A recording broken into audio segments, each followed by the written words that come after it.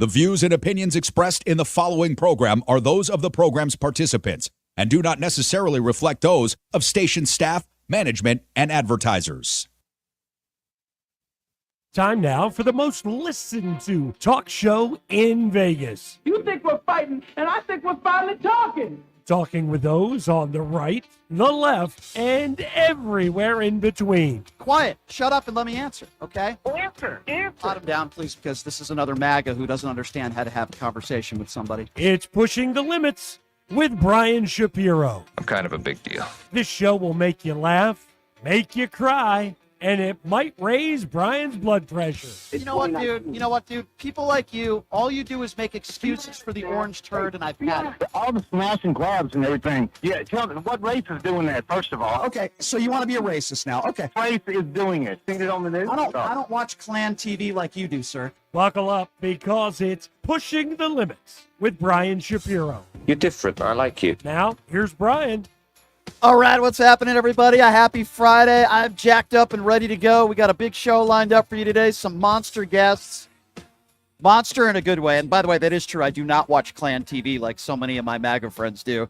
Welcome to the show, everybody. The Occupy Democrats Network. You could be watching on the Washington Press Network, the FMAM dial KSHP, my personal YouTube page at PTL Radio Show, on X at PTL Radio Show.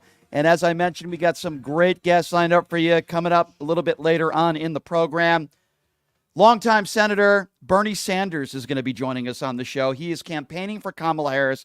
And, you know, there was this hit piece that came out on him, so to speak, from the New York Post, claiming he spoke for 50 minutes in Nevada yesterday and didn't one time say that he was supporting Harris Waltz, didn't say one time to vote for Kamala Harris. I'm going to ask him about that. I promise you that'll be my first question. Bernie Sanders joining us a little bit later on in the program. And also former Representative Adam Kinzinger will be joining us on the show in hour number 2. He is also campaigning for Kamala Harris. We are going to talk about Liz Cheney and her speech yesterday. Before introducing Kamala Harris to the stage, we will be talking about that. We will also be talking about reaction from Joe Biden, reaction from Donald Trump, the boss, by the way. Yes, that's right. The boss, also Bruce Springsteen yesterday, endorsing Kamala Harris as well. So I'm really looking forward to this guy joining us, Mr. Bernie Sanders. We have a president who is a pathological liar. Yes, that's right. Pathological liar. I would guess or venture a guess that he will be saying that in my interview. We have a president who is a pathological liar. That's right. That guy, Bernie Sanders, is going to be joining us. Larry David did the best Bernie Sanders impersonation on Saturday Night Live, by the way. Nothing better. All right, so looking forward to those two guests. I want to start out by saying this. Yesterday was a very good day for some of my arch nemesis. I shouldn't even go that far, but people that are huge MAGA supporters that have had power at one point or another and are now going to be going to jail most likely. I want to start off with a woman by the name of Michelle Fiore. This made national news. Why? Well, because Michelle Fiore ran for governor at one point, and Michelle Fiore, as a Republican, has been a huge MAGA supporter, and Donald Trump endorsed her. In fact, wrote a letter endorsing her to be a judge in Pahrump, and Pahrump's about 45 minutes outside of Las Vegas. So Michelle Fiore, who Donald Trump said was a wonderful person, and he endorsed her candidacy, just convicted yesterday on 7 counts of federal wire fraud based upon her embezzlement for personal purposes, mostly her daughter's wedding and plastic surgery. And this is the money that she had raised for a memorial for a fallen police officer. Make no mistake about it. She could care less about any police officers. She only cared about herself and enriching herself and her family, and she got caught. I could be wrong on this, but I read like each count could face up to 20 years in prison. I don't think there's any question she's going to be getting some jail time. I want to play this for you because, you know, again, I drove an hour and a half there and back about a year and a half ago when I learned, and some of my listeners told me, that the councilmen and councilwomen in Nye County were thinking of appointing her to a position as a magistrate judge in Nye County. So you only get 2 minutes of public comment, and I can't stand Michelle Fiore. She is a pig. And I knew it. I knew everything about her. Her home had already been raided by the FBI. So I drove all the way out there, an hour and a half of driving, just to get my 2 minutes. Now, Don't compare me to Donald Trump because he spent $130,000 for maybe 2 seconds.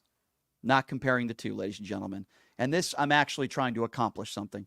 But this was my public comment warning about the MAGA moron, Michelle Fiore. Now, obviously, this town council, they didn't listen to me. They still picked her, and they chose her, which makes them look stupid. Makes me look good, though. This is what I said about this MAGA fool in a public comment in Pahrump a year and a half ago. Have a listen to this. Thank you. My name is Brian Shapiro, spelled last name Shapirl. It's my understanding that the Justice of the Peace, you're looking for integrity, correct? Right? Is this integrity? This is a picture of Michelle Fiore with panties on her face. This came at a time, it's not funny, this came at a time when I almost died of COVID. I was in the ICU for 2 weeks. She thought it was a joke, and she did this. Is that integrity? I'm just curious. If you guys support her, you support this. But it doesn't end there. Have you guys ever been raided by the FBI in your homes? I haven't. She has. Have you ever been accused of breaking somebody's fingers? She was. But it gets worse. It gets worse. I'm sure you guys heard this a month ago. The chair of the Republican Party, Amy Tarkanian. I don't always agree with her, but she's a nice lady, right? I think we all can agree she's a good wife. She's a good mother. Michelle Fiore just slut-shamed her in public. A month ago. A month ago. Okay, well, that's what happened. I don't really know what else to say. I have some of her quotes here. She called Amy Tarkanian Miss Alcoholic. She said panty dropper after 2 shots. Those are her words, not mine. Make no mistake about this. If you guys support her, then you can't spell integrity either, because you're going to have to explain this to your family. This is who you support. She says she has integrity. She has zero integrity. She's a horrific human being. I believe that wholeheartedly, 100%. Now, I'm sure people are going to come up here and they're going to say nice things about her. She could cure cancer, but that doesn't erase the things that she has said, her behavior, and the things that she has done. She is an embarrassment to the state of Nevada. She thinks people should have guns, everybody in a courtroom. That's the dumbest thing I've ever heard in my life. We have fights all over the country in the courtroom. Imagine if a victim's family of rape or murder is sitting in that courtroom, and Michelle Fiore thinks it's okay for those people to have guns? That's absurd. Thank you, sir. Thank you. There you go. That was my 2 minutes. Did no good because they cared more about an endorsement from Donald Trump. Those fools in Pahrump, Nevada. Those MAGA morons. Are they going to apologize for putting her in a powerful position? Of course not. Oh, yeah, and then we talk about Tina Peters. Oh, yes, that's right. Tina Peters, the former Colorado County Clerk, Tina Peters, who was sentenced to 9 years for her voter data scheme. She appeared on this show about a year ago. I'll get to that in a moment. She is now incarcerated, and she could hold her Bible upside down and eat her Trump cookies if she would like to. But she is behind bars right now for her lies and deception. And I got to tell you, the judge presiding over this case should get a medal. This is Judge Matthew Barrett describing Tina Peters, and in my opinion, he's describing all of these MAGA morons that surround themselves with Donald Trump. Have a listen to this. There are many things in my mind that are crystal clear about this case. You are no hero, you abused your position, and you're a charlatan who used and is still using your prior position in office to peddle a snake oil that's been proven to be junk time and time again. In your world, it's all about you. I tell you, that judge should get a medal. If you have a chance, we don't have time to play the whole thing. It was about a 12-minute thing that the judge in sentencing, and it was just awesome. Now, of course, what do these MAGA buffoons do when they get caught? What happens when they're wrong, when they make horrible mistakes, in this case, breaking the law? Who do they turn to? Where do they hide? Behind their bigotry and their hatred. They always turn to religion, right? That's what these MAGA buffoons always do. And when Tina had the opportunity to speak in the courtroom in front of the judge, she said she doesn't deserve to go to prison because she's a child of God. Have a listen to this. And asking for harsh sentences. I'm just appalled. I feel bad for them because I know I've often said God doesn't like people messing with his kids. And I believe I'm a child of God. What a joke. No, let me tell you something. If there's a God out there, he doesn't like people like you. That's why you're going to jail, you buffoon. I believe I'm a child of God. Yeah, she's a child of God, all right. God doesn't like people like you who lie and cheat and kick police officers when you're getting handcuffed, resisting arrest. God doesn't like people like you. You're a nut, and you deserve to be behind bars. And I'm looking at this interview that Steve Bannon did with her not that long ago. They're both behind bars right now. Now, this nut job, this kook and felon, did this radio show not too long ago. It was a ridiculous interview. I just posted the entire interview on my YouTube page at PTL Radio Show. But she said in the interview that I needed to take a red pill. I don't even know what that means. Is that, what, a Republican pill? I don't even know what that means. Maybe she had that confused with Donald Trump having to take blue pills. I don't know. She said I needed to take the red pill and that she said I had a mental block. Just listen to this portion of the interview and the claim that she makes. And a Wait, lot of hold on.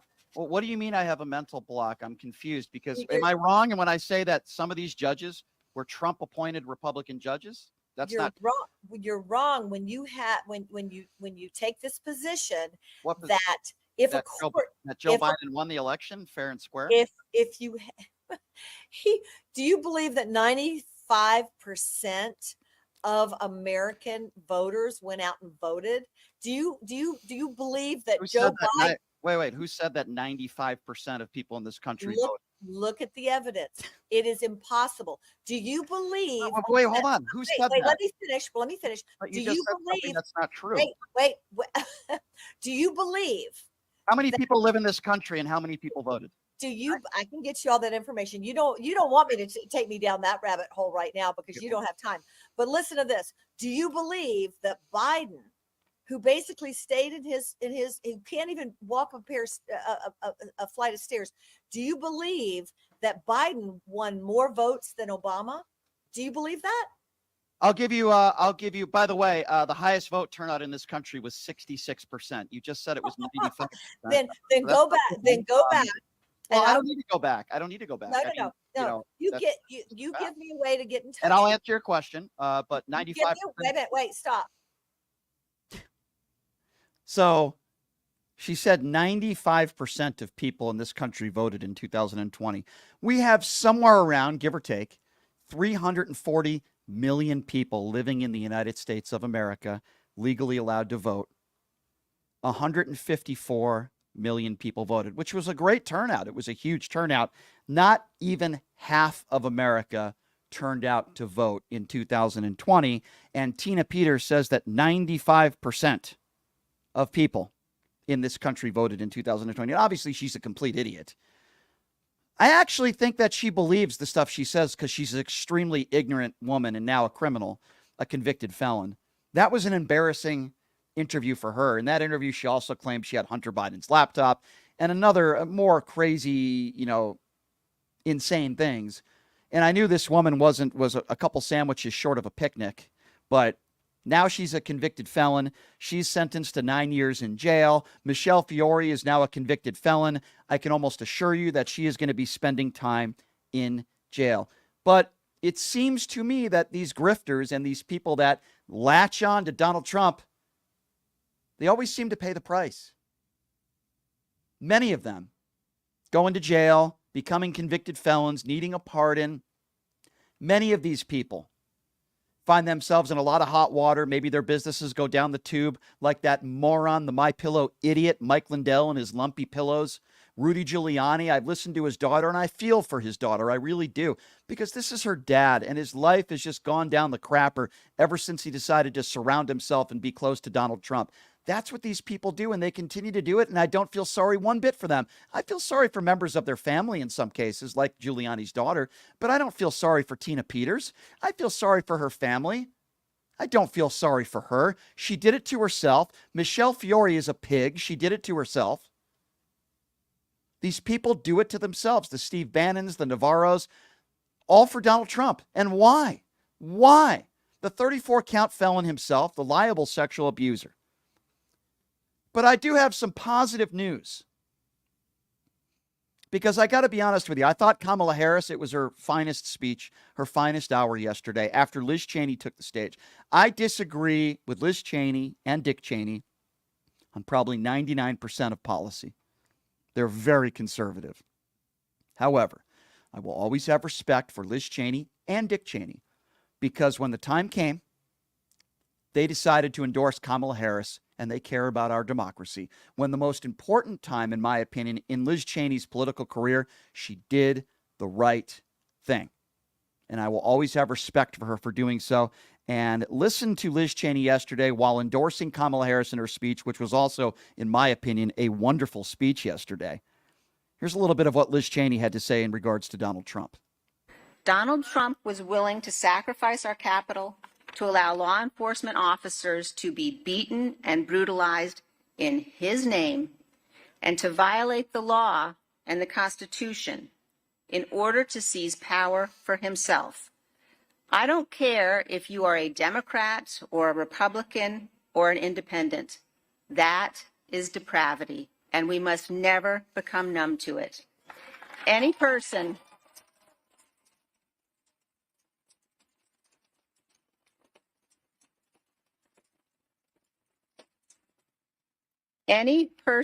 who would do these things can never be trusted with power again. We must defeat Donald Trump on November 5th. In that election 20 years ago, when we were campaigning in Wisconsin and all across the country, we were campaigning as compassionate conservatives. What January 6th shows us is that there is not an ounce of compassion in Donald Trump. He is petty, he is vindictive, and he is cruel. And Donald Trump is not fit to lead this good and great nation. Amen. Amen, Liz. Amen. I second that. Wonderful speech. History is going to show that while I don't always agree and haven't always agreed for the most part with Liz Cheney and her policies, the way she votes, and quite frankly, her father, who I don't think was a very good vice president, I will always, and history will always remember them as being on the right side of history and doing the right thing when it mattered the most. And make no mistake about it, if Kamala Harris wins in November, in part, it's going to be because of people like Liz Cheney and her father, Dick Cheney. Say what you want about them. They have done the right thing.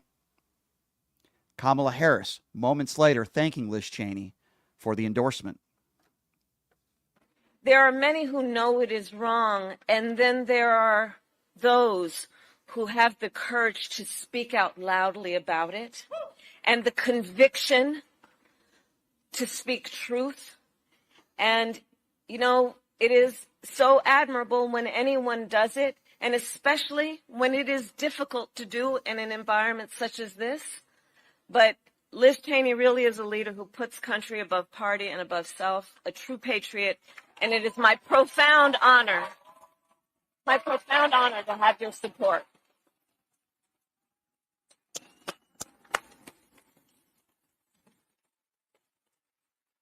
And I also want to thank your father, Vice President Dick Cheney, for his support and what he has done to serve our country. Listen, this is unprecedented territory. You have a former vice president, a staunch Republican, who was supporting the Democrat Kamala Harris. It's a big deal. Now, how big of a difference will it make? I don't know, but I do believe it'll make a difference. Joe Biden was also asked about this, and here's exactly what Joe Biden said when right before getting on the plane.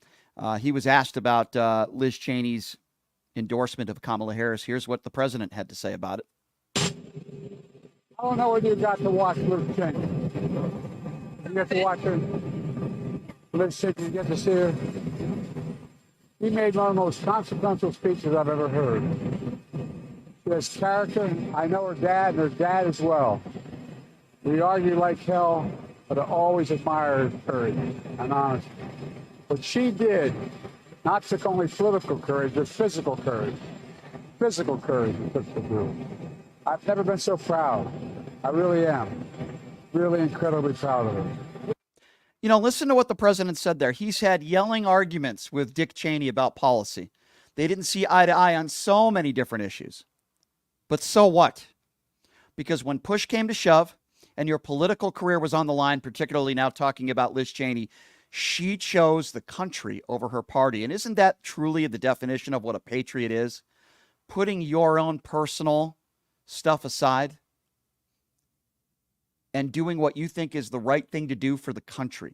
That's what Liz Cheney did. That's what a friend of mine who I'm going to be hanging out with tonight, I believe, Joe Walsh, who's in Las Vegas tonight with Adam Kinzinger. Adam Kinzinger is going to be joining us later on the show. These are people that are willing to put their party behind the country.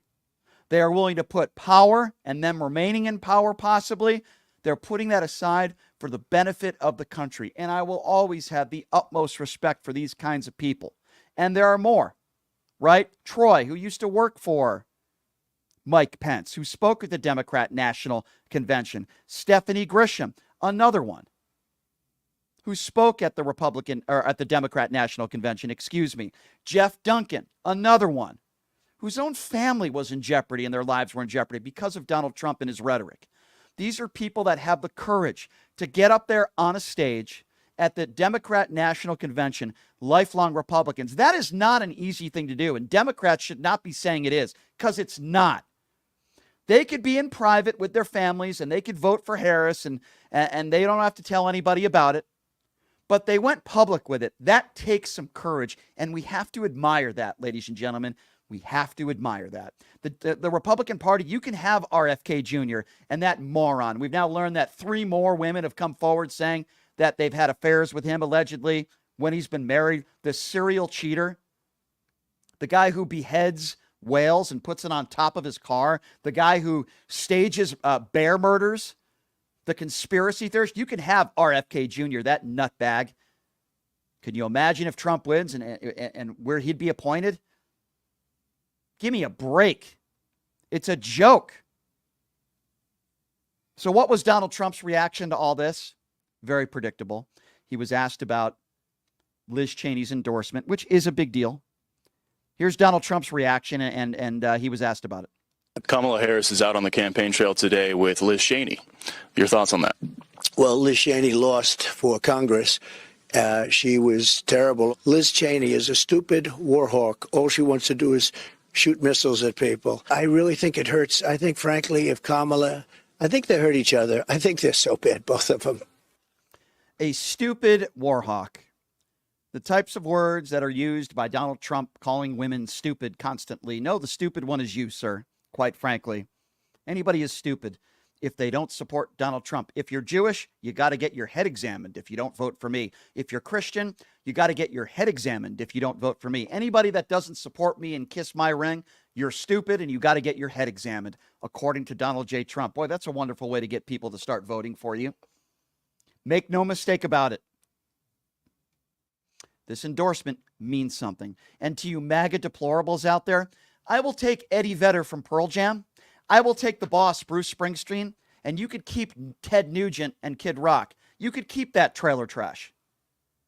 I'll take Eddie Vedder, the alternative rock legend, and give me the boss. And some dumbbell, I'm not even going to say his name, some right-wing moron who does a weekly podcast on Rumble with like 5 listeners, goes on Twitter and says, Bruce Springsteen has been writing songs and making money his entire career talking about Trump supporters. First of all, Bruce Springsteen has been writing songs since the 1960s. We didn't have a Donald Trump voter until 2016. That's how stupid some of these MAGA inbreds are. But that being said, if you're a MAGA inbred and you'd like to call into the show, you're welcome to. We're gonna open up the phone lines when we come back at 702-221-7283. And again, that number, you want to get into it with me, now's the time. 702-221-7283. We have Bernie Sanders. We have a president who is a pathological liar. That's right. That man, Bernie Sanders, is going to be joining us coming up at the top of the hour, an interview with him. He is supporting Kamala Harris and campaigning for Harris. We also have Adam Kinzinger, who's going to be joining us in hour number 2. So certainly looking forward to that. I want to remind all of you, please check out my new website, pushingthelimits.live. We are an independently owned show. We rely on good people like you. PushingTheLimits.live. You can sign up for the free newsletter. We do sell merchandise on there, shirts, hats, beanies, you name it. We sell it. Help us keep the lights on. There's also a donate. If you don't want to buy merchandise, that's fine. There's a donate button right on the front page at PushingTheLimits.live. $5, $10, $20 a month, whatever you can afford. We really appreciate it. And it helps us do what we do as an independently owned radio show. All right, Bernie Sanders coming up.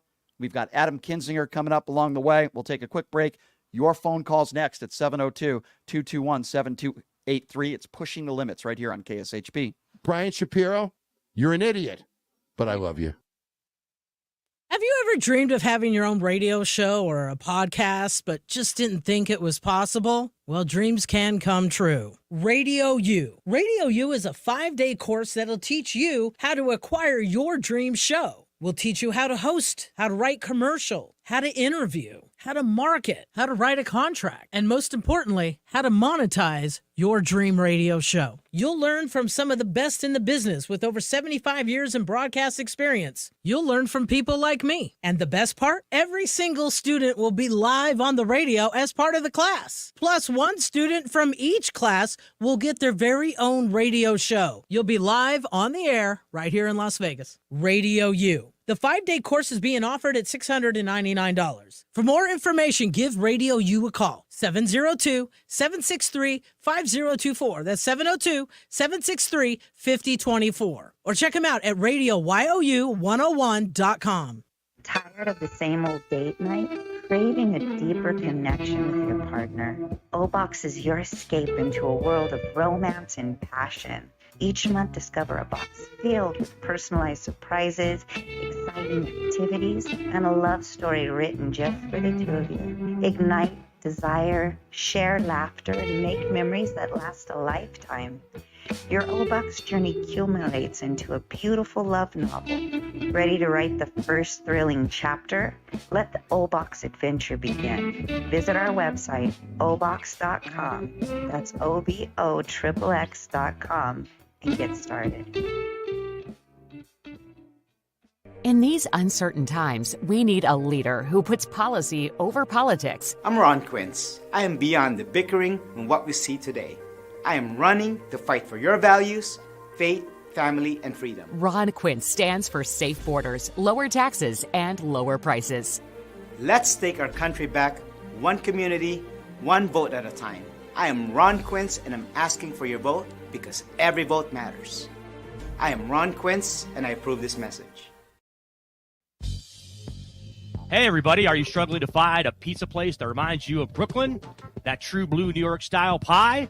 Well, worry no more. Stallone's Italian Eatery Pizza is a knockout. We're located at 467 East Silverado Ranch Boulevard, just off of Premium Road, half a mile east of South Point Casino, just minutes from the Las Vegas Strip. Come by and grab a slice of pie. Plus, check out our Brooklyn-inspired Italian cuisine. Our sandwiches are super. Hero, that is. Because why be a sub when you can be a hero? Stallone's Italian Eatery is here to serve you phenomenal food, Vegas. Forget about it.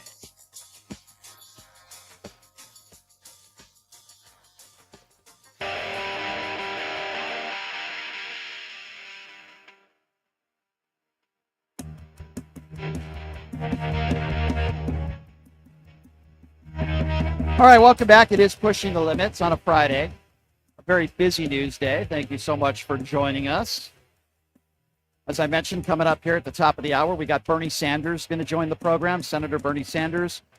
And also later in the show, former Representative Adam Kinzinger will be joining the show. So two big guests, certainly looking forward to that. Check out my good friends at Jackson's Bar and Grill, located at Flamingo and Jones. Man, they got some great promotions this month, including the Pass the Puck contest for Vegas Golden Knights games. And then every Sunday from noon to 8 a.m., if you earn 350 points playing a machine, you're going to get $50 in free slot play. You can't beat it. Jackson's Bar and Grill, located at Flamingo and Jones. Check them out. Tell them I sent you. We're talking about a lot of different things in the first segment. Michelle Fiore, the MAGA moron pig herself, convicted on 7 charges. And then, of course, Tina Peters sentenced to 9 years yesterday. 2 MAGA idiots that deserve to go to jail. Been very open about that. And, of course, Liz Cheney, the endorsement. Do you guys think it'll matter? Of course, her father, Dick Cheney, the former vice president, also endorsing Kamala Harris. The boss, Bruce Springsteen, yesterday endorsing Kamala Harris. Does this matter? 702-221-7283 is the number to call if you want to be a part of the conversation. All right, let's get to the phone calls. Yvonne is first up calling into PTL. Hi, Yvonne. Where are you calling from? I'm calling from St. Petersburg, Florida. Hello. Hi. Thanks for calling in, Yvonne. What's on your mind today? I wanted to talk about when I saw Liz Cheney last night on TV. Yes, that is going to matter. Mm-hmm. She was naked out there, and I do believe that she was experiencing sacrifice and hurt. I could see it in her eyes. Sure. That really hurt her, but she knew what she had to do, and I respect that so much. Oh, my God. I do. Anyhow, my question to you is, I'm not familiar with all the goings-on because they're all so freaking new. Yeah. But I follow you, and I feel a lot more comfortable when I listen to you. But I got to ask you. Sure. You're welcome. You're my bright spot during the day. I love the way you talk. That's sweet. Anyway, yeah. Now, is Liz Cheney, because she did that, is she giving up her Republican seat? Oh, yes. There's no question. I don't think. Oh, my God. I don't think Liz Cheney will ever run again for office. I mean, if she does, it might be as an independent. I just think the Republican Party. Well, let me rephrase that. If Donald Trump does, lose in November, I think there's a chance she could run again as a Republican. But I think there will be a lot of MAGA Republicans out there that will hold a grudge with her, and I think it'll be very difficult for her because that's what Donald Trump has done. He's put a stronghold on the Republican Party. While I disagree with so much of the way Liz Cheney votes and when it comes to bills and I would still rather vote for for Liz Cheney than a lot of other Republicans that are in office right now, because at least I know she cares about the Constitution, she cares about the rule of law, and I also know she's willing to change her mind on things. Right? She thinks it's to the better, and I do respect that. I really do. Yeah. She's an excellent employee, and I'm really sorry that she has to quit. That just breaks my heart. Yeah, I know, but at the same time, anyway. Thank you, by the way, for the call. It's great to hear from you. I'm glad I'm a bright spark to your day. That means a lot to me, dear. Took some courage for Dick Cheney too to do what he did. Where's George W. Bush? At what point do these right wingers out there finally say, I mean, George W. Bush isn't going to be running for office again, right? He's the former president. What harm would it do to just say, hey, you know what? I'm not voting for Trump. I'm going to vote for Harris. Where's George W. Bush? Where are these people? Why can't Mike Pence have the courage to take it further and not just say you're not supporting Donald Trump, but say you're supporting Harris? Even though I disagree with Harris, I'm still going to vote for her for decency. Mike Pence is just, I have little to no respect for Mike Pence. Now, if he came out and he supported Harris, I would have some respect for him, but I guarantee you he won't do that. 702-221-7283 is the number to call. Let's go to Patrick. Patrick is next up on PTL. Hello, Patrick. Hello, Brian. As far as Dick Cheney goes, man, I couldn't be happier that he's no longer associated with and has nothing to do with the Republican Party. The guy was a fascist. He was one of the worst people in American history. He did take us to Iraq and WMDs, which we all know is a farce. Did you vote? Halliburton, did you vote? Which he benefited Did from you vote? Who greatly. did you vote for that ticket? Unfortunately, and I regret every bit of it, man. So we can standing up for George Bush, defending George Bush. Okay, so you did, and I guarantee you, in 10 years, you'll be saying the exact same thing about Donald Trump, the guy you support. But with that being said, I understand that's how you feel about Dick Cheney, and you're entitled to your opinion. But he still is endorsing Kamala Harris, and don't make no mistake about it. While it might not make a difference to people like you, staunch Donald Trump supporters, it will still make a difference, Patrick. But doesn't it show that she is the uniparty? She is the establishment. She is the warmongering machine that has taken over much of our government, and that's why people love that. But here's the thing, now being seen for all the world to see that. Hey, but Dick Patrick, Cheney is now on y'all's side. Patrick, fact here's that my you issue got with what to you're do saying. something. The guys, Patrick. nobody likes Dick Cheney. Nobody Patrick. likes Liz Cheney. Okay, Patrick, She lost here's with my like, issue with what 30% vote or something. Patrick, here's She my lost issue. big time. Huge. Patrick, here's my issue with what you're saying. I guarantee you, a year ago, you would not have said this about Dick Cheney. You would not have been saying this about. I've been saying it. I've been No, saying it you for many haven't. years. Patrick, I've been saying it for many years. pot him down for a moment. Are you kidding me? Pot him down. Patrick, you have been calling into my show for years. The only time you've ever brought up Liz Cheney or Dick Cheney and said anything negative about either of them was after Liz Cheney came out and voted to impeach Donald Trump, and she was part of the January 6th commission. Before then, you never called into the show saying one negative thing about Liz Cheney or Dick Cheney. So you can claim that you don't like the Cheneys. That's fine. I'm pointing out for the record, you have never, ever said anything negative. And make no mistake about it, the only reason why Liz Cheney lost her run for office again was because she did the right thing. So we can move on now, but I just want to make that clear to all the listeners. You're speaking negatively about Liz Cheney because she's supporting Kamala Harris. If she kept her mouth shut and she voted along party lines, you wouldn't be criticizing her at all, and she would still be in power. Patrick, I want to be very clear on that.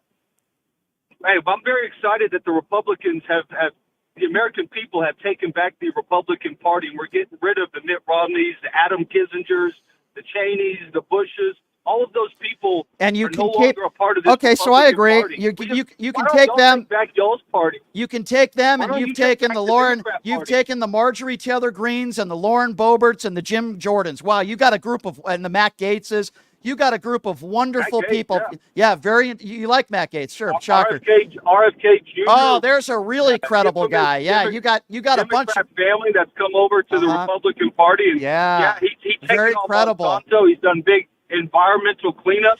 Hey, RFK has a great track record. How do Really? you feel about Monsanto? Why don't we ask Monsanto? Hold on, let's talk about Robert F. Kennedy Jr. for a second. You just said he has a great track record. I'm just wondering what you're referring to, because the guy couldn't get 5% of the vote. This is a man who's cheated on every woman he's ever had, including his ex-wife, who committed suicide after reading about all the women that he had been with. You want to ask his wife and people in his family, some of the people in his family, about his track record of being a human being, a guy that beheads whales, a guy that stages murders with bears, a guy that spreads medical misinformation on a daily basis, and you want to talk about this guy's record? You care about somebody's record, right, Patrick? Would you care about the guy that you're supporting, who's a 34-count felon who has a criminal record, a guy that's had 25 women? Nope, these are not talking points. You call it talking points because you can't defend it. You just said you care about somebody's record. What about somebody's police record? I'm just curious. Patrick, do you care about that? I say the same thing every day, man. And you defend it every single day because it's important to make it clear. You said you care about somebody's record. That matters to MAGA Patrick. And my question to you is, when you say record, does that include somebody's police record, or does that not matter to you? Environmental cleanups. Patrick, Patrick, I'm not going to talk about RFK Jr. anymore because it's irrelevant. I'm moving on now. You said you care about somebody's record. Do you care about somebody's police record? Yes or no? Tell me about Dick Cheney's record, huh? We're not talking about Dick Cheney because he's not running for office. We are now talking. I mentioned Dick Cheney and Liz Cheney, and you did, because they're endorsing Harris. Dick Cheney's not running for office. The man who you support, Donald J. Trump, is the leader of the Republican Party. You said you care about record. Yeah. My question to you is, do you care about somebody's police record? I don't care. I am voting for the outlaw. I am happy to vote for the felon, a 34-count felon. So Patrick, you only care about somebody's record if it benefits you. For example, if somebody comes forward and supports somebody you don't like, then all of a sudden you care about their record. But if somebody has a police record, in this case, a 34-count felon, doesn't matter to you. At least you're very consistent, Patrick, on your bias. I appreciate that. Because it's called political prosecution. Nobody cares. Right. So if it's a Republican, it's political prosecution, right? So Hunter Biden, was that political prosecution? Or when they investigated Hillary Clinton 8 times during Benghazi, the Republicans investigated her 8 times. I'm curious. Hold on, Patrick. I'm asking you a question, because when it comes to Donald Trump, it's all political prosecution. The 34-count felon, the liable sexual abuser, all the other indictments and all the other cases that he's going to have to go through, that's all political prosecution, right? The DOJ, it's rigged. The judges, it's rigged. The jurors, it's rigged. It's all political prosecution. Would you say the same thing about Hunter Biden, Patrick? The uniparty has been exposed. As far as Hunter Biden goes, yeah, the 51 intelligence agencies that came out and said it was. So that's Russian not political disinformation. prosecution. That was so when nonsense. Hunter Biden was found guilty, was that political prosecution? obviously Hunter, protected- I'm asking you a question. I need you to focus. We're just talking about Hunter Biden now, a subject that I'm sure you talk about all the time. When Hunter Biden was convicted on felonies, would you say that was political prosecution as well? Yes or no? You think his dad's going to pardon him? Okay, I didn't ask you about a pardon. I'm asking you to answer the question. I need you to focus because I'm going to ask it again. By the way, Joe Biden has said he's not going to pardon him. When Hunter Biden was convicted of felonies recently, would you call that political prosecution as well? Because anything that Donald Trump has held to account, you seem to call that political prosecution. I need you to focus.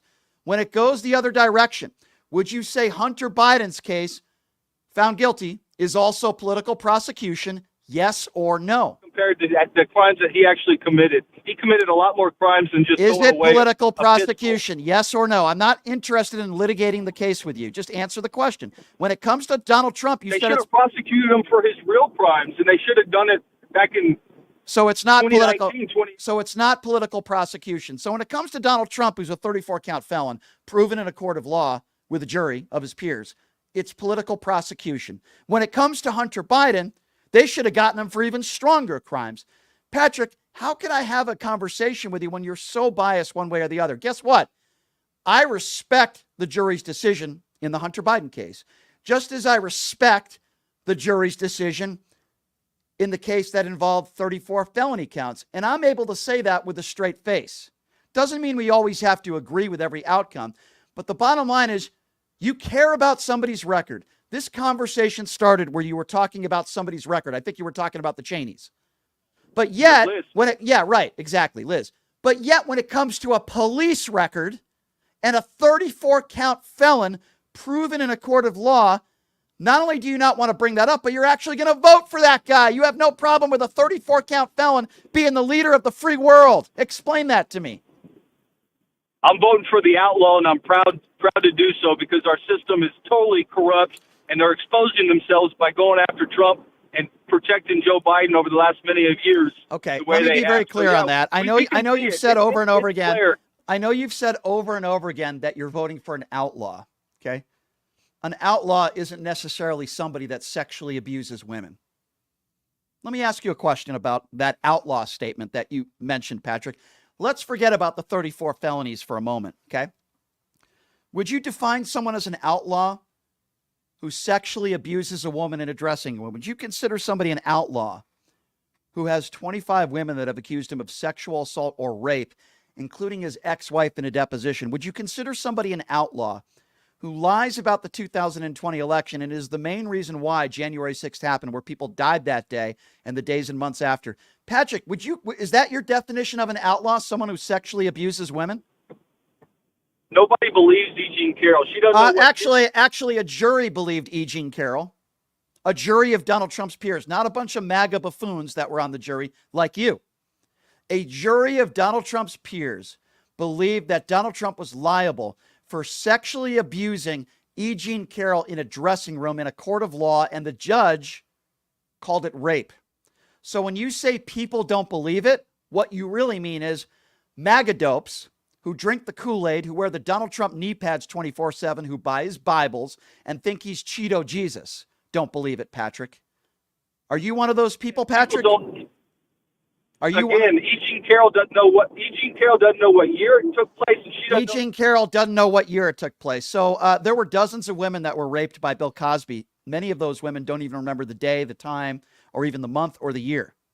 Just because you don't remember exactly when it happened doesn't mean it didn't happen. And guess what? Your opinion is irrelevant because a jury already made the decision in a court of law. So you only believe in our courts when it's a Democrat that is prosecuted. But when it's a Republican that's prosecuted, in this case, your Cheeto Jesus leader, it's all rigged, right? The elections are rigged. The courts are rigged. The judges are rigged. The juries are rigged. Ratings are rigged. Everything is rigged if it doesn't go your orange man's way. But if it's a liberal or a Democrat that is prosecuted, you won't hear anybody in office, any prominent Democrats say it was rigged. Why is it only people like you on the right that say it's rigged? Can you please explain that to me? Carol doesn't even know if she was penetrated by fingers. There you or go. a penis, There you go. guys. Well, the reason why she doesn't know what it was is because Donald Trump's genitalia is so small. Maybe that's why, my friend. Have a nice day. I'm sure when you're with your wife, I'm sure she doesn't know what you're doing down there either. Have a nice day, Patrick. You want to go after somebody? Go ahead. You want to go after somebody that was sexually abused? You go ahead and do that. Well, she doesn't know whether it was her fingers or something else. Well, that's probably Donald Trump's fault, isn't it? But that's par for the course for you MAGA morons out there. You want to attack a woman who was sexually abused. Keep in mind, at the beginning of that conversation, Patrick said he cared about somebody's record. But when it comes to Donald Trump, he doesn't care about sexual abuse. He doesn't care about 34 felony counts. He doesn't care about the deficit, $8.2 trillion, by the way. He doesn't care about what took place on January 6th, and he doesn't care about our democracy. But if we're talking about other things, all of a sudden he cares about somebody's record, in this case, Liz Cheney, because she happened to support Kamala Harris yesterday. But Liz Cheney's not a convicted felon. Liz Cheney is not an attack on our democracy. And Liz Cheney hasn't been accused of sexual assault by anybody. Thank you for the call, Patrick. Always enjoyable to destroy you as usual. I think you'll probably get nightmares over the weekend on whether Donald Trump is penetrating you with his fingers or something else. 702-221-7283 is the number to call. Holy smokes. What are we going to do next year? Let's go to Corbin. Corbin is next up on PTL. What's up, Corbin? Hi, can you hear me? Yes, sir. Go right ahead. Hi. So what that guy just said was kind of crazy, and I don't agree with a lot of it, but I think a lot of Republicans who are going to be voting for Trump are ultimately looking at policy. They're not looking at Trump's personal record. Many of them may even acknowledge it. I mean, you're not going to find me defending a lot of the things that the previous guy, Patrick, just said. But when I'm voting for Trump, I'm looking at his record as president for the past 4 years. I'm open to having my mind changed. I mean, I don't like a lot of the things that Trump says. Okay, well, let's talk about policy. I get your point, my friend. I get what you're saying. So let's talk about not the past 4 years, because Joe Biden's been the president the last 3.5 years, but I understand what you're saying. You're saying when Donald Trump was in office. So what did he do? What are some of his accomplishments that you're proud of? There's a few. Like, there's the Tax Cuts and Jobs Act that he passed in 2017. There's the okay, but hold on. Let's go one at a time. I appreciate that. I appreciate the fact that you're bringing up some stuff, because I'll be honest with you, that's more than some other people do.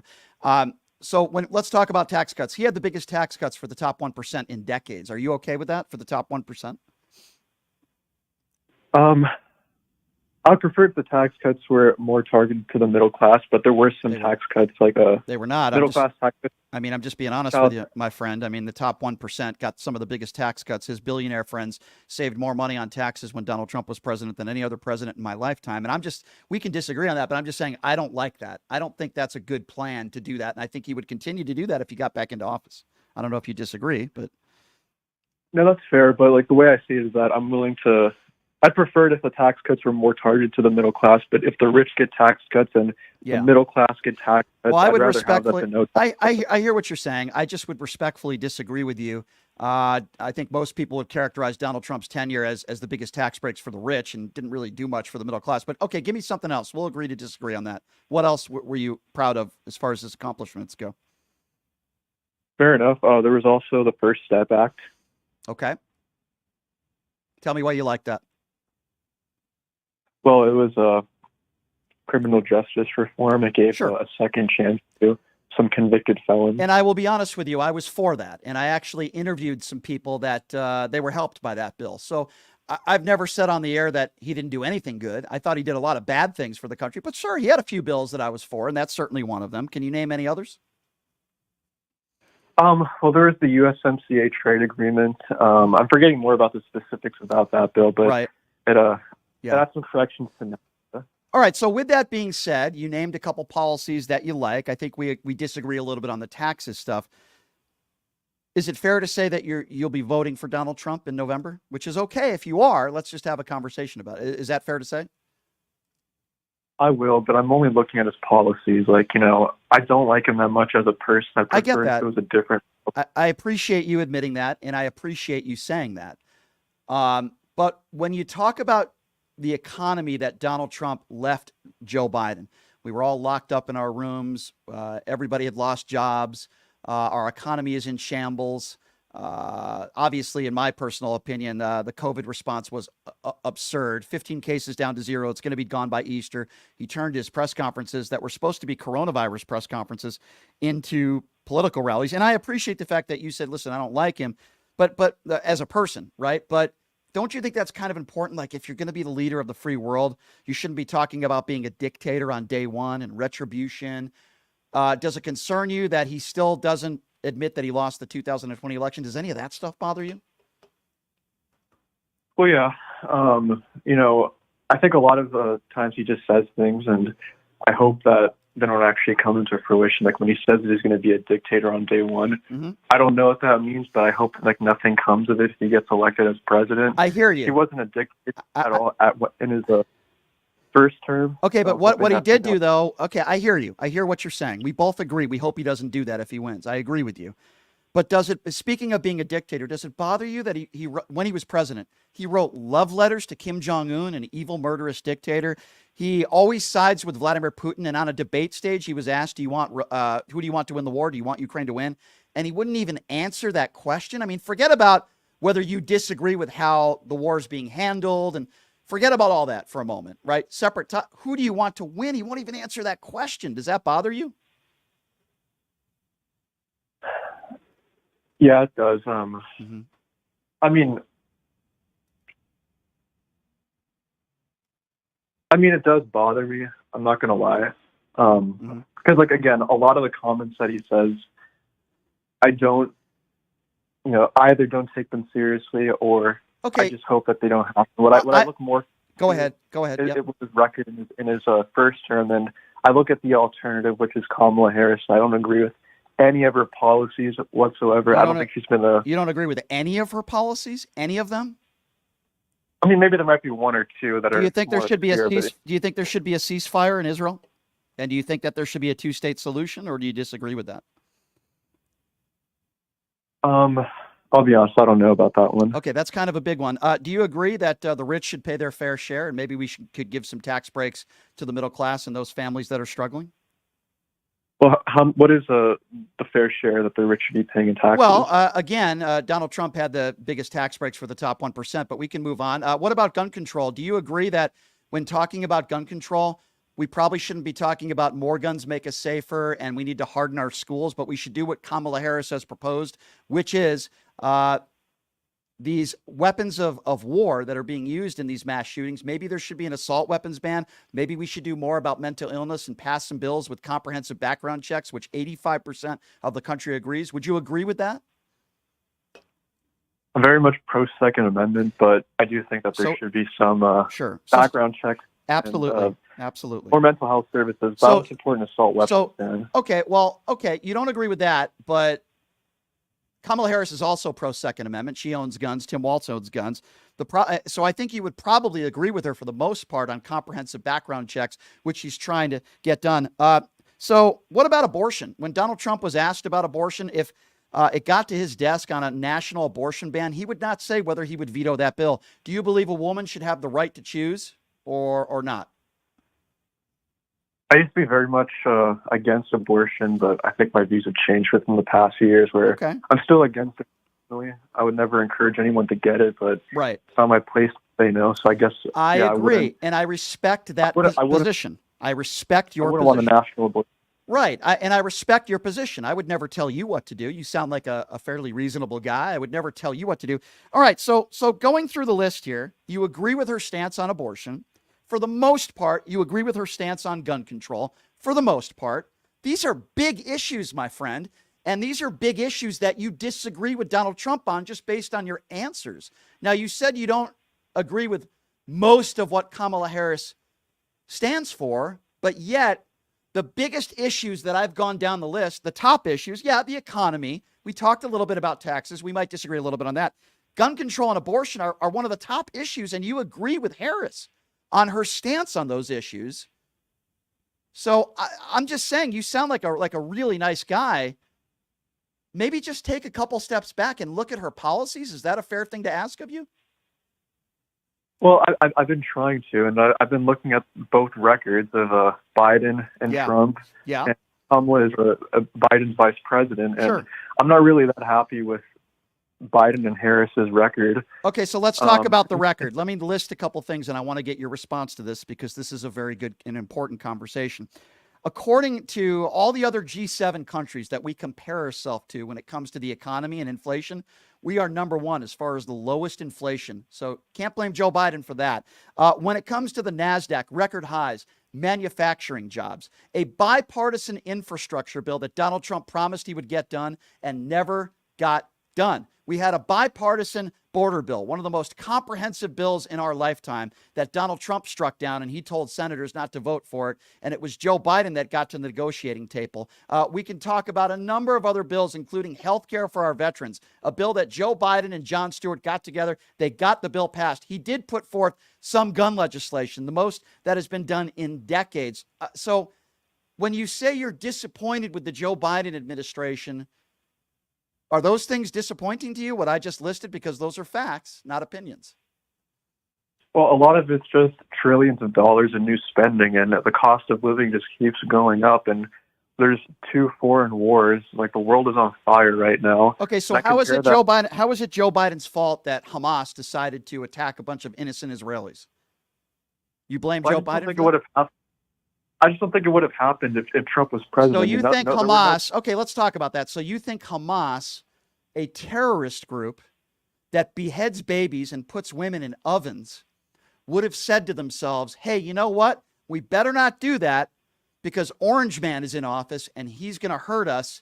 But Joe Biden, you really think that they decided to attack Israel and rape women and kill families and behead babies because Joe Biden was in office? Respectfully, sir, I don't know why you would come up with that conclusion. I disagree with you. I just think he was more forceful to Iran and other terrorist groups in the Middle East.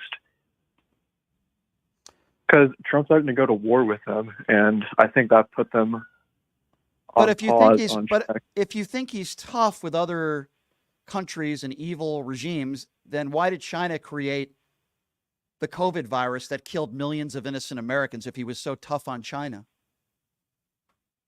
Well, China, they hid the virus from us for a few months. I understand, but it was created under Donald Trump, not Joe Biden. So would you blame, you seem to be blaming Joe Biden for Hamas.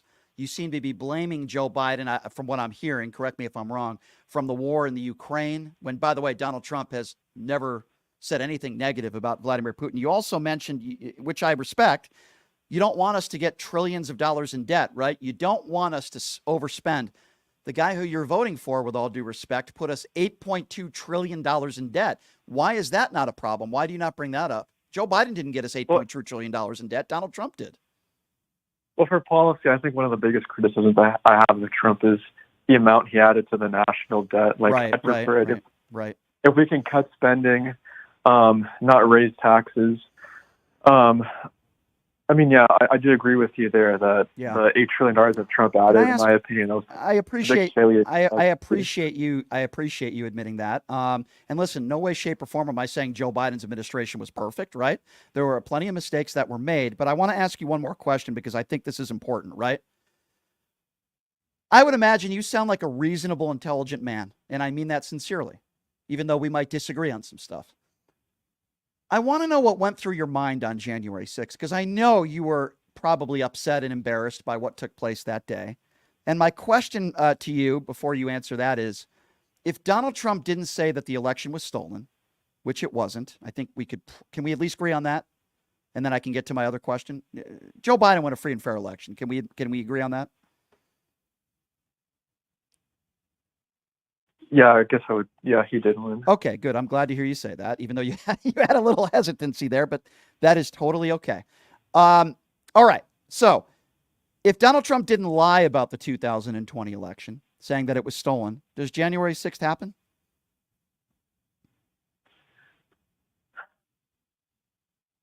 Well, yeah, I don't think it would have happened. Right. Right. Correct. But I don't know if I would say that. The thing is with that is that maybe Trump at first, he really did think that the election was stolen from him, and he pursued every legal avenue he could, and he was trying to stop Congress from certifying an election that he thought was rigged against him. And on January 6th, I do agree with you that if Trump never made any of those claims, they wouldn't. The supporters wouldn't have rioted and stormed the Capitol. Okay, agree. So we agree. We agree. And for time constraints, because I could talk to you for a while, it's a good conversation. All those things that I just mentioned, and I understand that you're not a big Kamala Harris, Joe Biden fan. I get all that. You don't like some of her policies, even though you seem to have a lot more in common with her than maybe I even thought when it comes to gun control and abortion. All that aside, you're not willing, and this is what's fascinating to me, you're not willing to take January 6th and the lies and the criminal record and the things that you disagree with Donald Trump on, and you're still willing to vote for Donald Trump because you don't like some of Kamala Harris's policies. You see where I'm going with that? Like, I get where you're coming from. You don't like Kamala Harris. You don't like some of her policies. I understand that, and I respect that. The point that I'm surprised at is that you're still willing to vote for the guy that, in my opinion, incited January 6th, who lies about the 2020 election, who won't concede. You sound like a reasonable guy. You know the liable sexual abuse, all the women that have come forward. You understand the things he says and does on a regular basis, attacking POWs, attacking women on looks, suckers and losers. I mean, the list goes on and on. But you're still willing to put that all aside and vote for Donald Trump because you don't like some of Kamala Harris's policies. Help me understand that, because you sound like a nice guy, you sound like an intelligent guy, and you sound like a pretty honest man, but yet you're still willing to vote for Donald Trump after all those things that you admit that you don't like. Help me understand that, my friend.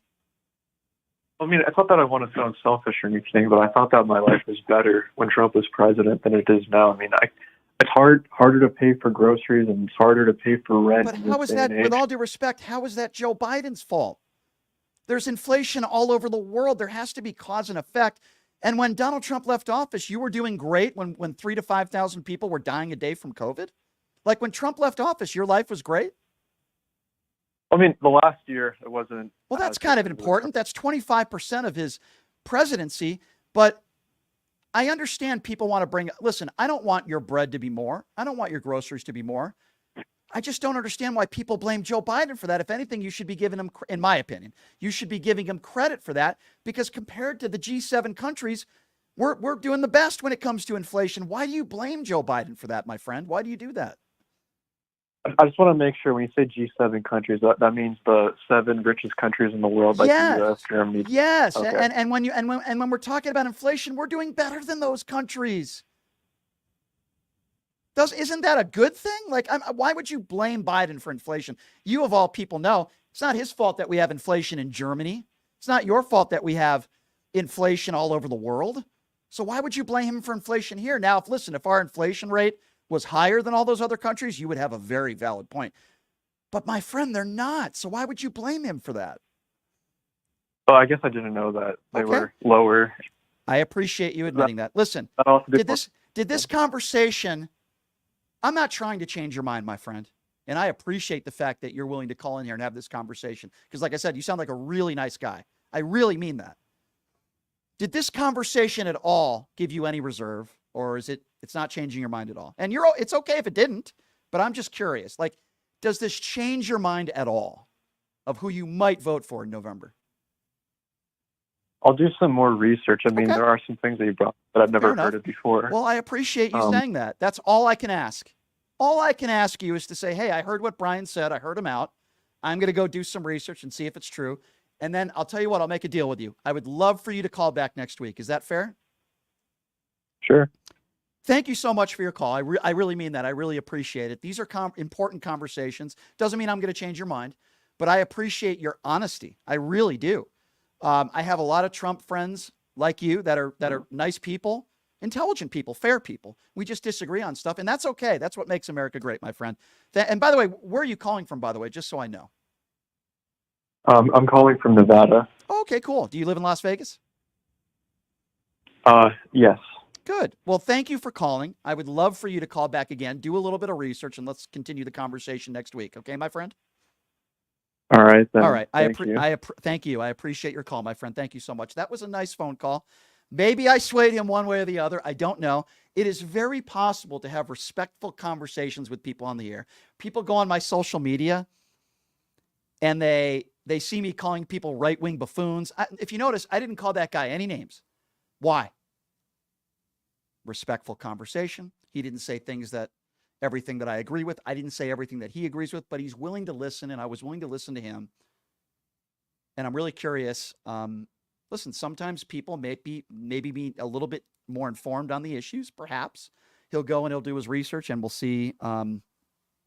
We'll see what he comes up with. But I do appreciate that call. All right, we're going to take a quick break, and when we come back, yes, that's right, the man himself, Bernie Sanders, is going to be joining us on the program. We'll take a quick break. We'll be back with Senator Bernie Sanders right after this. You're listening to Pushing the Limits right here on KSHP.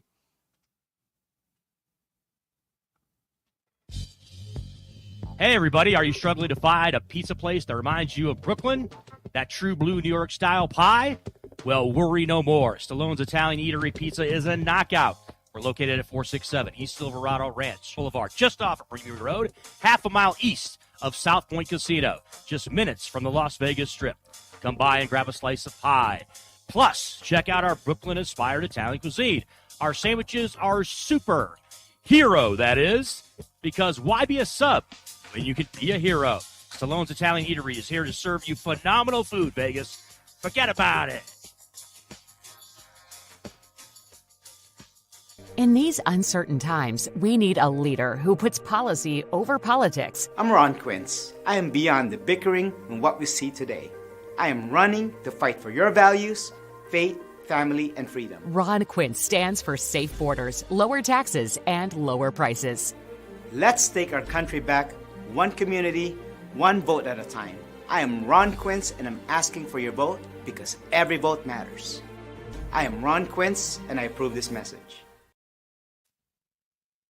Have you ever dreamed of having your own radio show or a podcast, but just didn't think it was possible? Well, dreams can come true. Radio U. Radio U is a 5-day course that'll teach you how to acquire your dream show. We'll teach you how to host, how to write commercial, how to interview, how to market, how to write a contract, and most importantly, how to monetize your dream radio show. You'll learn from some of the best in the business with over 75 years in broadcast experience. You'll learn from people like me. And the best part? Every single student will be live on the radio as part of the class. Plus, one student from each class will get their very own radio show. You'll be live on the air right here in Las Vegas. Radio U. The 5-day course is being offered at $699. For more information, give Radio U a call. 702-763-5024. That's 702-763-5024. Or check them out at RadioYOU101.com. Tired of the same old date night?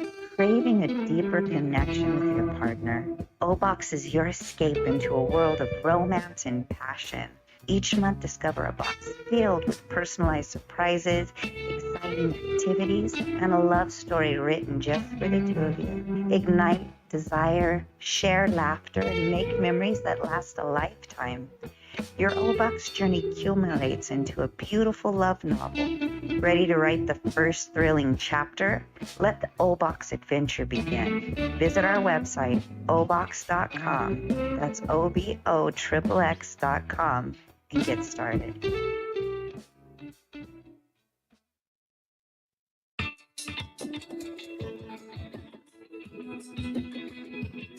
All right, welcome back. Pushing the limits on a Friday. Thank you so much for joining us. You know, 5 weeks before the elections, and you have a lot of prominent people that are campaigning with Kamala Harris. They're certainly pushing to get her to be the first female ever to be the president of the United States, including Liz Cheney yesterday, by the way. I really enjoyed that speech. And joining us right now on the line, I've been wanting to talk to this man for a very, very long time. Of course, he is in Las Vegas campaigning for Kamala Harris. Of course, I'm talking about Senator Bernie Sanders, who joins us right now on the line. Senator, I appreciate you taking the time to join us, sir. How are you? I'm great. Thank you for having me. Thank you so much. All right. So as you know, Senator, there are always hit pieces out there. And the New York Post wrote an article yesterday. I didn't enjoy it very much, but they said Bernie Sanders was up there for 54 minutes yesterday. And not one time did he say vote for Kamala Harris, or not one time did he say, I support the Harris-Waltz ticket. Can you just clarify and clear that up for those members of the media? Total nonsense. Yeah. Yeah. I said many, many times, why do you think I'm here in Nevada? Right. I'm going to do everything I can to make sure that Kamala Harris is our next president, Tim Walz is our next vice president, and make sure that we defeat Donald Trump, who is a pathological liar, somebody who does not believe in the tenets and the foundations of American democracy, somebody who does not believe the reality of climate change, and somebody who does not believe that women have a right to control their own bodies. So I was in Texas. I am in Nevada. Going to be on a plane soon to go to Michigan to do everything that I can to make sure that Kamala Harris is elected as our next president. Senator, what did you think about Liz Cheney yesterday? Obviously, her father, Dick Cheney, you've worked with Dick Cheney before, and Liz. What did you make of the fact that Liz Cheney showing the fortitude, I guess, for lack of a better term, to support Kamala Harris and speak with her yesterday? Well, Liz Cheney is a very conservative Republican, and on virtually all of the issues, Liz Cheney and I strongly, strongly disagree. But I do respect her courage in understanding how dangerous it would be in terms of maintaining our democratic society if Donald Trump were to be elected president.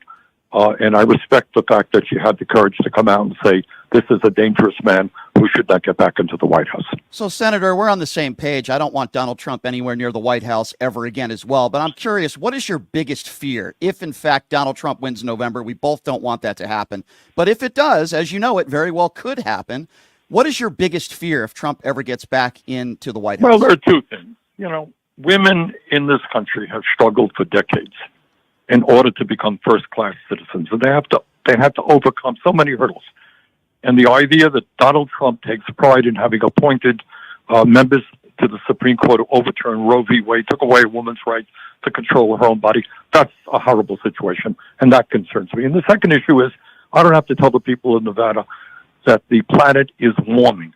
We're seeing what's going on in North Carolina. That is not an aberration. We're going to see more and more of that.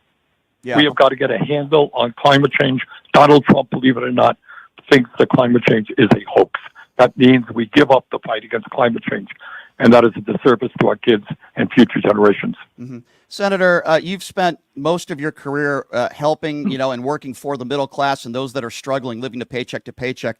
What would you say to those people out there that if they have money, they don't have a lot of it, yet they're still supporting Donald Trump? Because there are a lot of people in this country that don't have a lot of money, and as you know, Donald Trump had the biggest tax cuts for the top 1%. What would you say to those people out there that are struggling, living paycheck to paycheck, and yet they're still supporting Donald Trump? What would you say to them, Senator?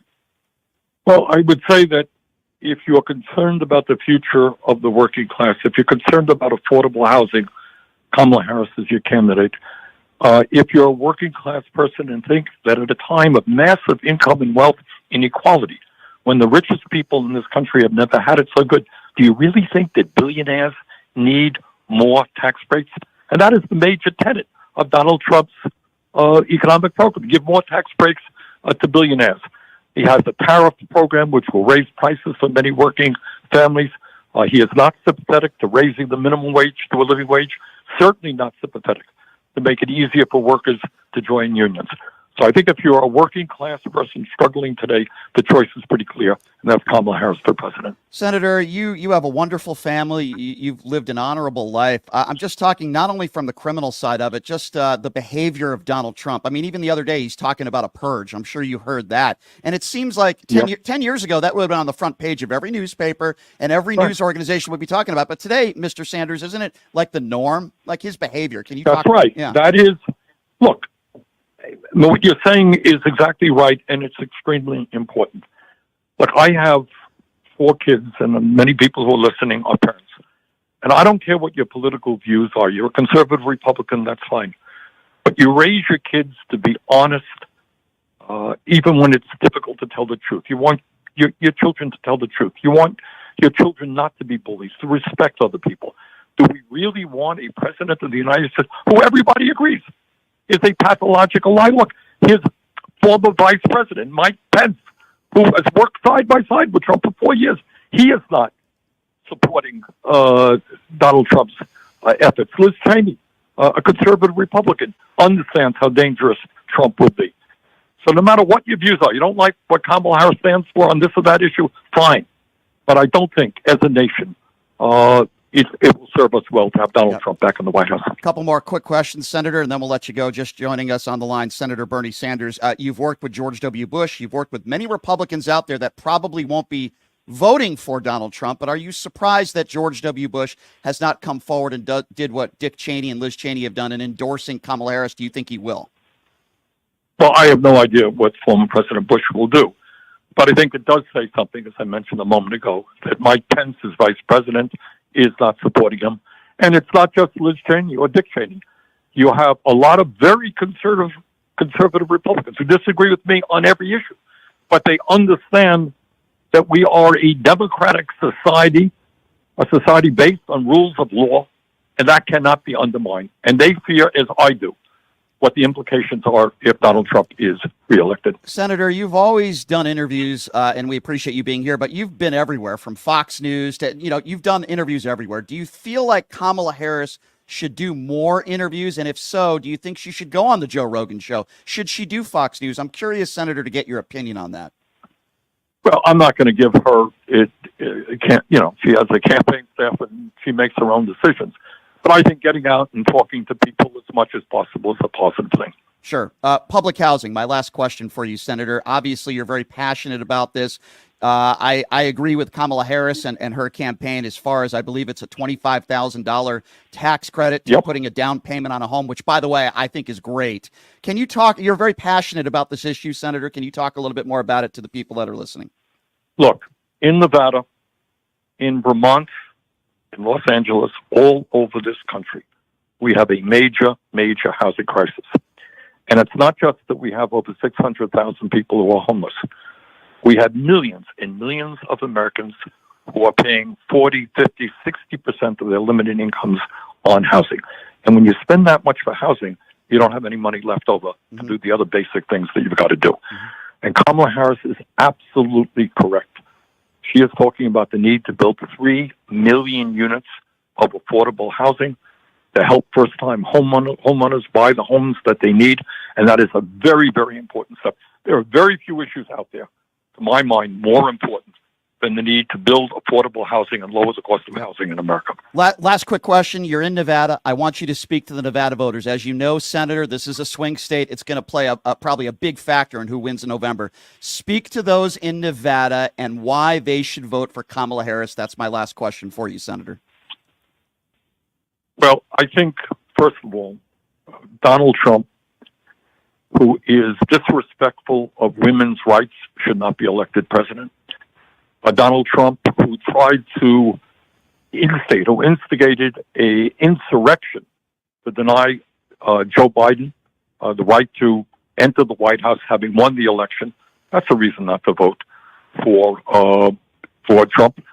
And I think in Kamala Harris, we have an alternative, somebody who is a vigorous advocate of women's rights, somebody who wants to raise the minimum wage to a living wage, somebody who believes that workers have a right to join unions, somebody who believes that we got to build housing in this country to lower the outrageous cost of housing, somebody who does not believe that we give tax breaks to billionaires.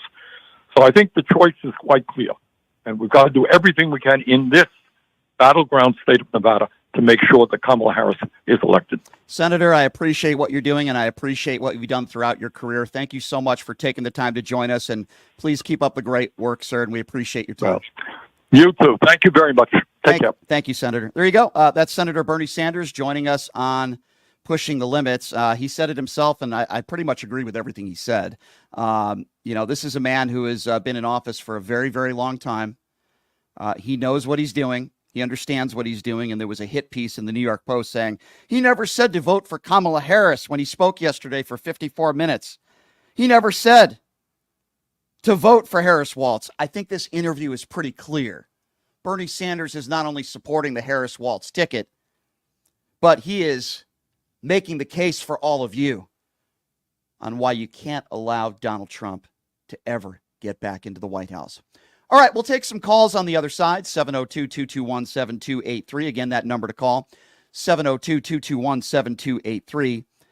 Adam Kinzinger is going to be joining us later on this hour, so you're certainly going to want to stick around for that. We'll take a quick break. We'll be back right after this. You're listening to Pushing the Limits right here on KSHP. Tired of the same old date night? Craving a deeper connection with your partner? O-Box is your escape into a world of romance and passion. Each month, discover a box filled with personalized surprises, exciting activities, and a love story written just for the two of you. Ignite desire, share laughter, and make memories that last a lifetime. Your O-Box journey culminates into a beautiful love novel. Ready to write the first thrilling chapter? Let the O-Box adventure begin. Visit our website, obox.com. That's OBOXXX.com and get started. In these uncertain times, we need a leader who puts policy over politics. I'm Ron Quince. I am beyond the bickering and what we see today.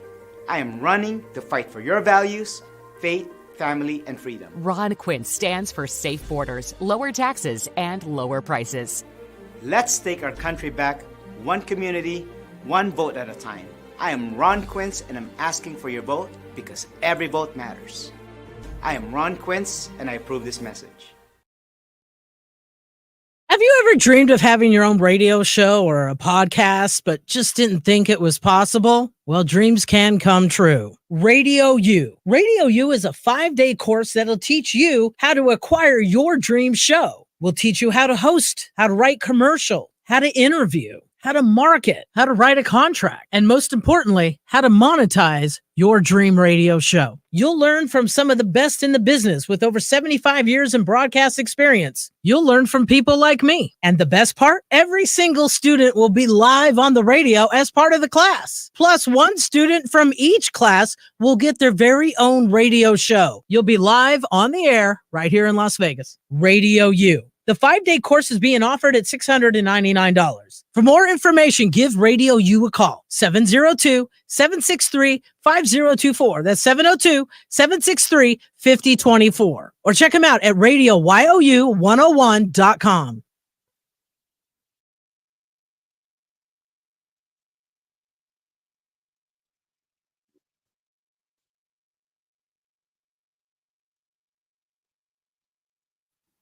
All right, welcome back. It is Pushing the Limits. Thank you for joining us on a Friday. Just had Senator Bernie Sanders on the line, and we appreciate him taking the time to join us. He is all over the country these several weeks campaigning for Kamala Harris. I love it. Pathological liar. I love it when he calls Donald Trump a pathological liar. I absolutely love it. Adam Kinzinger, former Representative Adam Kinzinger, is going to be joining us on the show here in just a little bit. So you're going to want to stay tuned for that. Check out my friends at Jackson Bar and Grill located in Brooklyn Jones. They are the official gaming of Las Vegas. I should say of. Why do I keep saying of this radio show, PTL? Great promotions, including 350 points you earn on a slot machine on a Sunday between noon and 8 a.m. You get $50 slot play. They're going to have the basketball contest with Vegas Golden Knights game. Great promotions over there. Check them out, Jackson Bar and Grill located in Brooklyn Jones. We've been talking about a lot today. We just had Bernie Sanders on. We have Adam Kinzinger coming up in a few minutes. I promise we'll get back to the phone calls. Let's do it at 702-217-283. Let's go to Al. Al is next up on PTL. Hello, Al. Yeah, hi. For the audience, I'm 65 years old. I'm a Republican. I'm not a far-right MAGA, and I've been a Republican since the 7th grade, which put me around 1972. Now, I want to say that I agree strongly with one thing that Mr. Bernie Sanders said, and I strongly disagree with the other. I'm not sure we'll have time to get to the one that I disagree with. But I do agree with this, and I think even MAGA moms feel this, that women don't feel they're part of MAGA. They don't feel that Trump respects them. And as a conservative, my message to the Republicans and to Trump: what happened to moms and apple pie? I've been a Republican since 1972, and when you think of America, the person that came to your mind was moms and apple pie. Al, can I respond to that? I hear you. Too. Al, I hear you. Let me just give you my explanation, and you can tell me whether you agree or not. There's a lot of mothers out there that don't want to vote for Donald Trump because Donald Trump isn't even willing to admit if he had a national abortion ban bill on his desk, what he would veto it about. Donald Trump is the reason why Roe versus Wade was overturned. Donald Trump is a liable sexual abuser. Donald Trump has tons of women that come forward and said he allegedly raped her, sexually assaulted her. Donald Trump is the guy who attacks women on looks. Also stupid. I hear you. So aren't they? Aren't these legitimate? It's legitimate. All those things I agree with. Go ahead. I'm not going to cut you off. No, go ahead, Al. I'm done. I'm just giving you my explanation. All those things I agree with, and I agree that I'm not saying that I support 100% of all those statements, but I do believe that if you were to come out and say, you know what, moms are true first responders in our country. They're the ones that you call when you have a problem. You got to. I understand that. I understand that. No. I hear you. Yeah. I agree with you. Then why are you voting for him? I'm voting for. I can't. I still believe that overall his policies. I believe that we're going to have a better economy. I think we're going to have more secure. You agree with that? We can agree to disagree. But I don't know what you mean by better economy. Look at the economy that Donald Trump left Joe Biden. Look at the economy and where it's at now. Well, why do you say? okay, I don't understand when. I believe that we'll have an. Okay, if you want to be a little bit more specific, I believe that we'll have a better. I believe we'll have an economy like we had from 2020 till 2023. And you don't give Barack Obama any credit for the economy that Donald Trump was given? You give Donald Trump all the credit for that? That's a good point. I still think that he improved upon it. He got us $8.2 trillion in debt. Okay. Well, let me ask you this. That's fine. Okay, that's fine. I'm not going to say that. I will give Barack Obama some credit that the economy was well. But I do hear, this is what I hear, that the black community feels that they had a better opportunity for home ownership during Trump. When you say, so when you say this is where I hear it, I would love to know where you're hearing that. Because Black America, I don't pay attention to what people say online that much. I have fun with them sometimes. The bottom line is Donald Trump maybe will be getting 1 out of 10 voters that are black to be supporting him, maybe 14 or 15%. There's a reason for that. So if all these black Americans in this country were head over heels over Donald Trump and what he did for them with housing, then they'd be voting for him. They're not. That's why I don't believe that. Okay, that's fine. Maybe. And I don't think his comments about black jobs helped either, by the way. Okay, well, I'll get some more statistics on you on that. Okay, fair enough. But I don't know if you want to go to your next caller. I mean, I'll talk to my other point. But I do appreciate you giving me the opportunity. You always, Al. You will always have the opportunity to call into the show, and I do appreciate your time, Al. You have a good weekend. Okay. All right. Thank you very much. Thank you. 702-221-7283 is the number to call if you want to be a part of the conversation. Jeff is next on PTL. Hey, Jeff, what's going on, man? Hey, Brian, what's going on? And thank you to Al for being respectful of the time. I appreciate that. Sure. What a show. Again, what a get with Bernie. Brian, I think at this point in time, so close to the election, it's important to empower people with thought-provoking responses to some of these MAGA talking points, thoughtful ammunition, just to maybe give people something else to think about. So when your listeners, other people have the opportunity to talk to family members or other reasonable people like Al, they know who are still planning on voting Republican. And I want to start because people have been talking about the tax cuts, $1.7 trillion that just went to the billionaires. So one thing that gets a lot of the people fired up and riled up is student loan forgiveness. And when you compare that to the Trump tax cuts, it's ridiculous to get so fired up about it and pissed off about it. The very idea of it is outrageous to them. So I understand the argument that students who took out these loans were old enough to read the fine print, sign the loan papers, receive the funds, and spend the money. And in a perfect world, they should be held responsible for their loan obligations. Sure. It's hardly that perfect world. Yeah, So but you know what? This is aside- how, sorry to interject, but I just wanted to say when people talk about student loan debt forgiveness, particularly people on the far right that think it's the worst thing in the world, It's very simple. Yeah. Where were you when all these PPE loans were taken out by these conservatives that ran small businesses and they didn't have to pay off any of these loans back? You didn't seem to have a problem with that, but yet you have a problem with student loan forgiveness. They're the biggest hypocrites in the world. It's a joke. Of course. And that's putting aside the fact that students were sold a bill of goods about the value of a college degree, right? Which very similar, by the way, to how Trump sold people a bill of goods about the value of a degree from Trump University. Right. But putting aside that the college cost of tuition has increased at a much faster rate than inflation. But that's how these people. But that's how these people think, right? They think, these people on the far right think, well, you know what? I had to suffer, so now you have to suffer. A normal human being with compassion doesn't think that way. You know how they think? I want to help people now, regardless of what has happened in the past. I want to help people now. Let's go to JD. JD is next up on PTL. Hello, JD. Thank you for the time.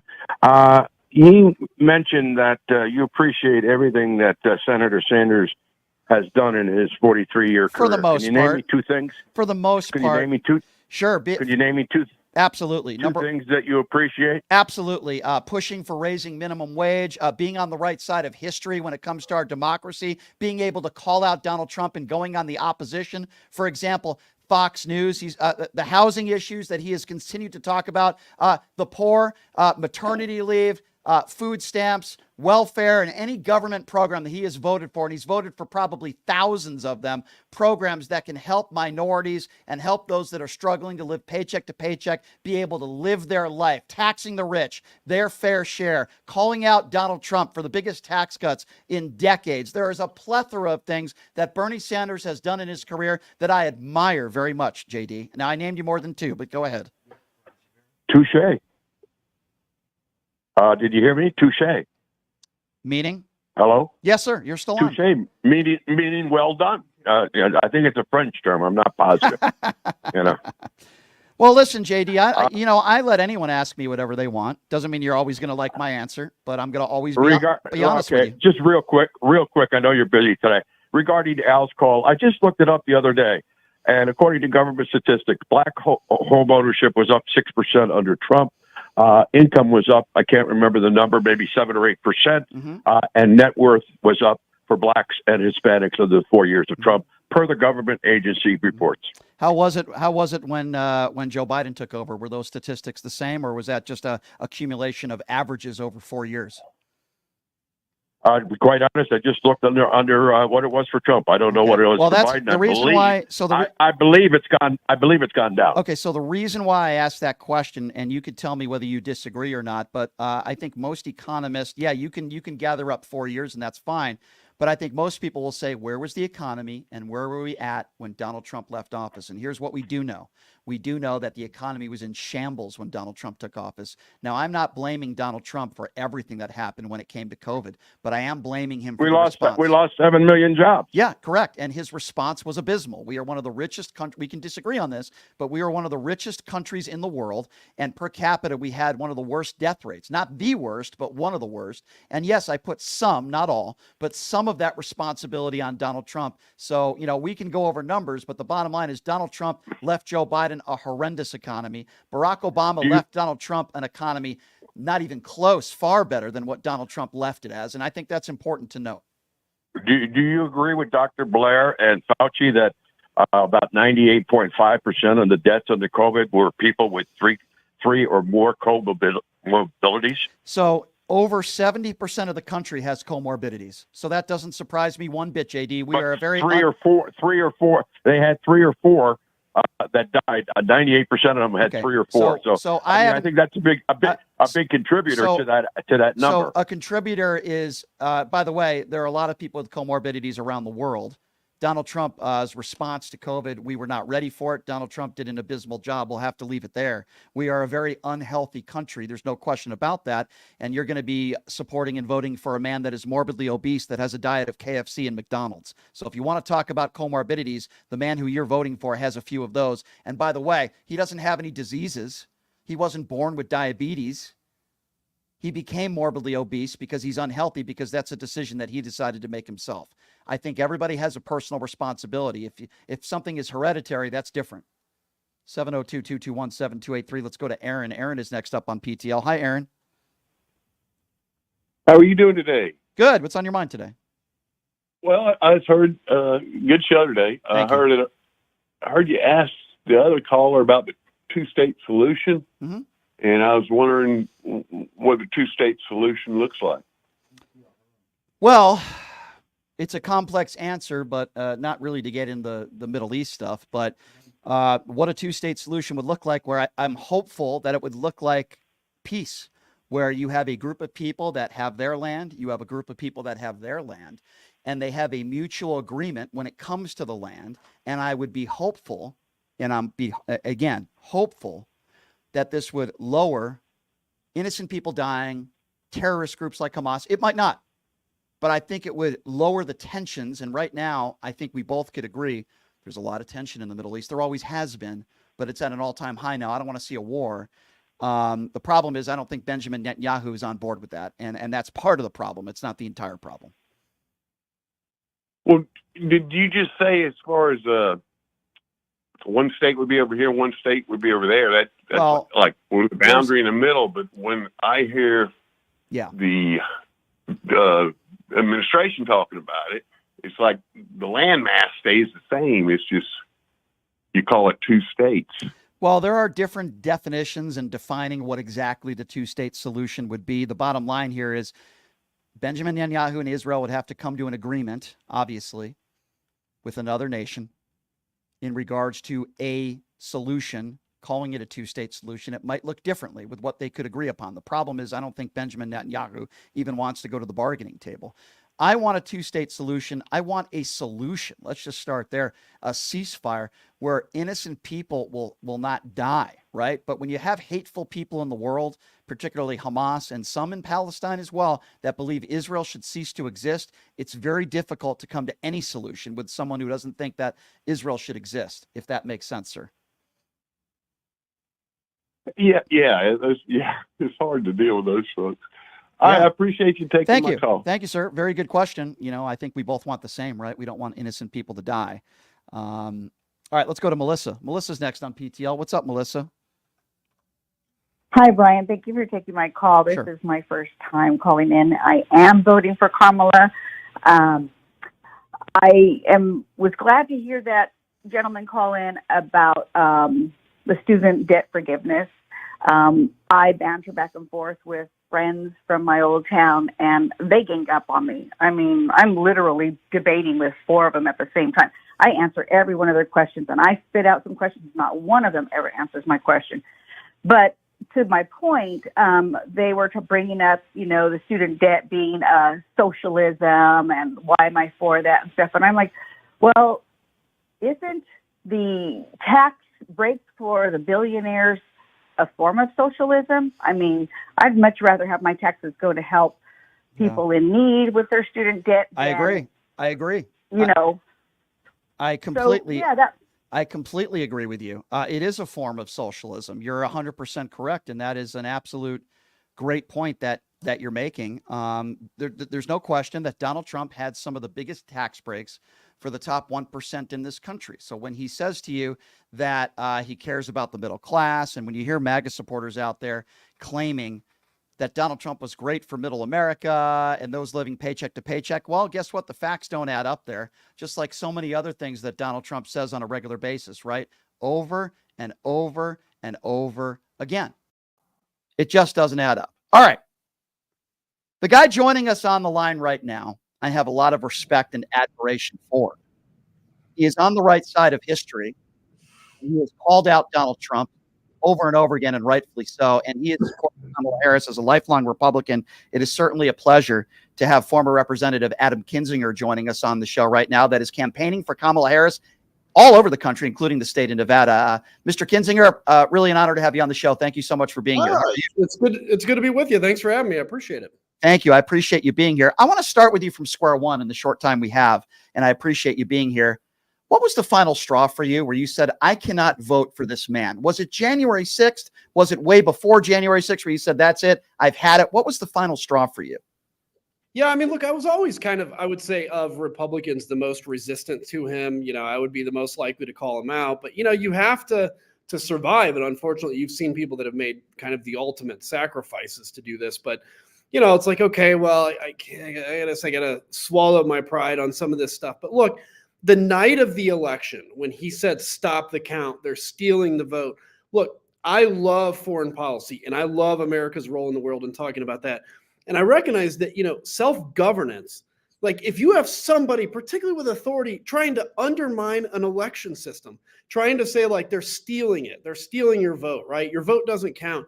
It is, man, it's not a long time until you see violence from that. So when he started to say that, and I realized that he was really crossing a red line of undermining democracy, that's when it's like, look, there is no job, no title or anything that is worth me being a party to that.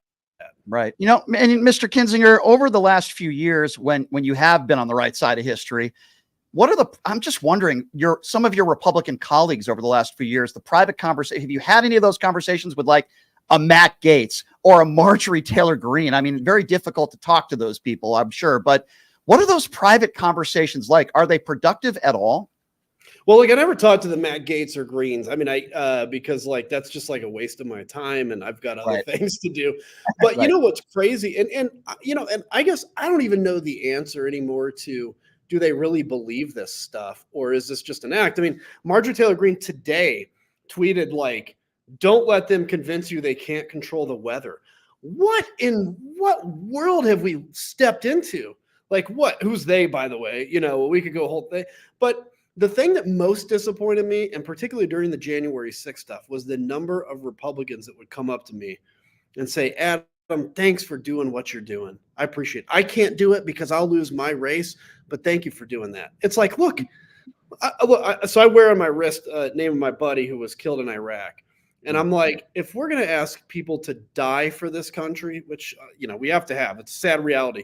If we're going to ask people to die for this country, shouldn't we be willing to give up our job for the country, particularly when somebody's so unqualified as Donald Trump is there? The answer, I think, should be yes. But and I'm sorry, and I'm sorry to hear about your friend. What would you say to those brave men and women, some of whom are still going to be supporting Donald Trump after what the comments he made about John McCain, the suckers and losers statement, which I'm sure you believe he said? I certainly do. I believe General Milley and General Kelly. Like what would you say to those who serve this country who are voting for Donald Trump? What would you say to them?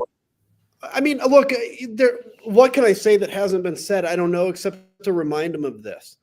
You know, there's always kind of been a tradition where most military members have voted Republican, particularly in the officer ranks. It was always like 80-20 among officers. And then the enlisted was a little more split even. And I think there's this belief that there's still this vestige of people that believe the old Republican Party is still out there somewhere. Like maybe it's just underneath Donald Trump. And when Donald Trump loses, the old GOP is going to come back and they really are the hawkish pro-American party. So what I say to those people that, you know, I do talk to in the military still that are for Trump is like, sorry, that party may have the same name, but it's gone. And in fact, when I spoke to the DNC, one of the things that the Democratic National Convention, one of the things that impressed me was the amount of the real depth of like patriotism there. So this idea that the Republican Party, and I think that's what used to attract so many military members, it's the party of patriotism. Right. Look, the Republican Party today, and let's say Donald Trump generally, all he says is how terrible America is. Like, how is that any pride? Maybe you have pride in what your vision of America in the past was, but America today you hate. You say that every day. So that's the best thing I could say to military members is like, look, you know, there's more at stake, but, you know, I think this is going to take some time to kind of convince people and get them to realize the old party's gone. Mr. Kinzinger, you know, this is a loaded question. And I started by saying, geez, what happened to your party? But when people would ask me 10, 15, I'm an independent, but when people would ask me 10, 15 years ago what your party stood for, while I didn't always agree with everything, I had an answer for it. Now, when people ask me what the Republican Party stands for, I think of banning books, attacking transgenders, attacking drag queens, worried about which people are going into which bathrooms, no answers when it comes to gun control, no answers when it comes to a replacement plan for Obamacare, concepts of like, what happened to your party? I have no idea what the Republican Party stands for today. Yeah, I don't either. And, you know, here's what I would say if it stands for one thing, it's this. It's attaining power, and it's using culture wars and fear and division and anger to attain power. So I mean, sure, there are members of the Republican Party that may believe in something in some end state, particularly of the voters, but of the politicians, look, those folks are long gone. And if you still survive in the GOP, you've basically had to become malleable to whatever the moment is to make it through your primary. I think the party simply stands for using rage and using division to attain power. Is it for lower taxes? You could argue that, but I mean, who cares at this point? Is it a conservative economic policy? Well, I don't think there's anything conservative about the Republican Party. There really isn't. Is it standing against Russia? Well, no, because they would throw Russia a bone and throw Ukraine under the bus. So I don't know what the party stands for anymore, to be honest with you. Yeah, it's a pretty honest answer you just gave me. You had to have known, Mr. Kinzinger, that when you decided to be on the right side of history and be honest with the American people and call out Donald Trump for who he is, you had to have known the Republican Party was going to ostracize you, for lack of a better term, to do to you what they did to Liz Cheney. You had to have known that, right, when you decided to make this choice. Yeah, I mean, look, I guess it was always my hope that everybody would wake up, right, and say, gosh, it went too far. So, but I knew it would cost me everything. And look, I've got a 2.5-year-old son. So when I made these decisions, he was still, in my wife's belly. But I just remember thinking, if I need to, someday I've got to talk to him about honor. I've got to talk to him about doing the right thing. I've got to talk to him about truth. And he can Google my name. He'll Google my name and be like, well, Dad, that was a great conversation, but I see that basically you absolutely capitulated to Donald Trump when it was obvious you should have done something else. And I couldn't live with that, and I couldn't live with knowing, again, what so many generations have given to make this country, that all of a sudden I'm going to say, well, that sacrifice ends with me. And I'm going to be the one now that just, is in this for myself. I guess what surprised me more than anything is I never thought it would be just two of us. I thought everybody in politics had a red line they wouldn't cross. Sadly, that's not true. And that's why this election is so important. I could care less about policy differences anymore. And especially at this moment, are there things like Kamala and I disagree on? Sure, I'm sure. But I know she loves democracy. I know she's actually optimistic. She cares about the future of this country. And I know her opponent has basically made it clear that he will burn this place down if it makes him look good.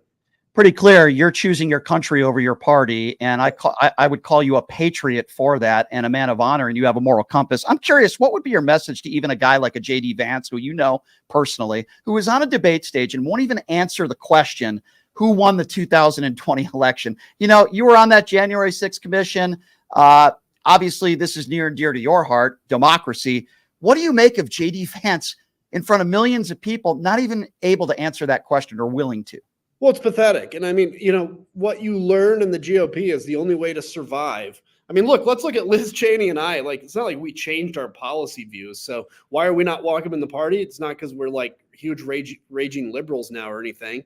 It's because we won't bow the knee to Donald Trump. I mean, literally, that is the only cost of entry. You don't even have to believe conservative things. The party's not conservative. So what would I say to J.D. Vance? I think I would look at him in the face and call him pathetic and tell him he has no moral center. He has no understanding. And someday his family's going to be ashamed. Because, look, I really believe this. In 10 years, and I don't blame people that are voting for Donald Trump today because he's abused them, he's lied and manipulated them to convince them of certain things. But I think in 10 years, there's not going to be a single soul in the United States of America that will ever admit they voted for him, because I think his name will be seen as a stain on this country. I hope so, because I think that's frankly the only way this country will be saved. Yep. A couple more quick questions for you. We appreciate you coming on, former Rep Adam Kinzinger joining us on the show. Two-part question, loaded question here for you. Number one, what goes through your mind when the former president of the United States, Donald Trump, puts your name in the mud, you and Liz Cheney? He's said a lot of negative things about you, virtually anybody who disagrees with him. And number two, if you were in a private room with Donald Trump, I'm curious, what would you say to him? What would I say or do? Look, what would I say to him if it was just him and I sitting at the table? I'd probably say similar to what I would say to J.D. Vance, which is you're a disgrace. And I guess what I'm curious about is, when you make the presidency, you're obviously a historical figure by default. There's only been 46 of you or 47 of you. Why in the world do you not care about what your legacy is? And do you really think you're going to have a good legacy? Because you won't. Like, there's no world, even if Donald Trump wins again, there's no world that Donald Trump, the history books will write, was an amazing president. That just won't happen. He's so divisive. I guess that's what, and what is it like to get attacked by him? I mean, the very first time you're kind of like, oh boy, here we go, right? I'm going to have all these texts from these people that I know. And yeah, that happened. But now I consider it a badge of honor because he doesn't go after you if you're not a threat. If you're a threat, he freaks out. And if he's freaking out on me, it means I'm getting under his skin. And I happen to know that I get under his skin personally. And because he really wanted me to be a Donald Trump supporter. He's told me that before.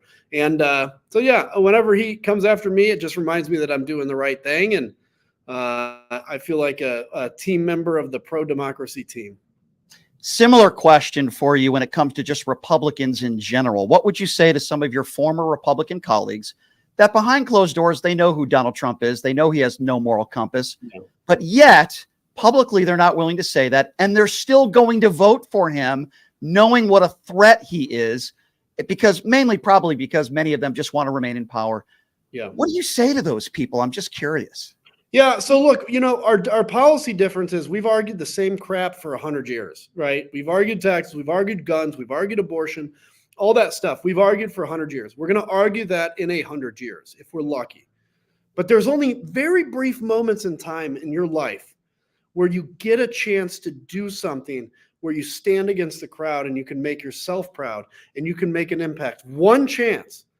And that's in everybody's life, by the way, not just politics, but in politics, one chance comes along and you have an opportunity to either blow that or be honorable. And that's what I would say to them. Look, in 5 years, probably 2 years for some of them, you're not going to be in power anymore. Are you going to want to look back and say you're proud of what you did with that moment that God gave you in politics? Or do you want to look back and say that you squealed away because you were scared that you would get a tweet against you? And look, if that's your fear, fine. That's a legitimate fear. You're in the wrong job. Go make some more money, do something else, but don't go into politics because your district is begging you to do the right thing because they need to look up to you for that answer. Mr. Kinzinger, I want to give you the opportunity real quickly before we let you go to talk about Kamala Harris, but I guess I want to give you a two-part question here. Mm-hmm. One is about Trump, one is about Harris. Number one, what is your biggest concern if Donald Trump gets back into the White House in November? And the second part of that question is, what is the most positive attribute of many that I'm sure that you would give Kamala Harris and why you're supporting her? So two-part question there. Yeah, the biggest threat I fear with Donald Trump, and look, I'd love to say it's some economic thing or whatever, and it is because I think he doesn't care. The collapse of Ukraine, I think will be a stain on our history if we allow Ukraine to collapse when they could basically defeat the Russians. But the biggest thing, to be honest with you, I don't know how we ever return to a semblance of self-governance where we're putting competent people in place when a carnival barker continues to win re-election. We are teaching that next generation of Americans that we don't need honorable people in politics because they've never seen it. We're teaching them that you just have to be the most entertaining, loudest, most divisive, most aggressive person who takes people with skin color that's darker and points to them as the enemy. And I think self-governance will struggle to survive under this. Self-governance is really delicate. It really is. We realize that now. And my favorite attribute about Kamala is just her understanding that America is a country of differences. And she's made it very clear, and you got to take people at their word. She wants to unite this country. It doesn't mean you agree with her, but she wants to be a president for all Americans and bring the temperature down. I just don't think American political class can continue, and the American people can continue to sit here baking in this temperature and expect things to be okay without it turning to violence or to permanent disfigurement. And Kamala Harris look, I was on the other side of the Democrats in 2008. I was a McCain guy, but we felt a certain energy with Obama that I feel with Kamala Harris.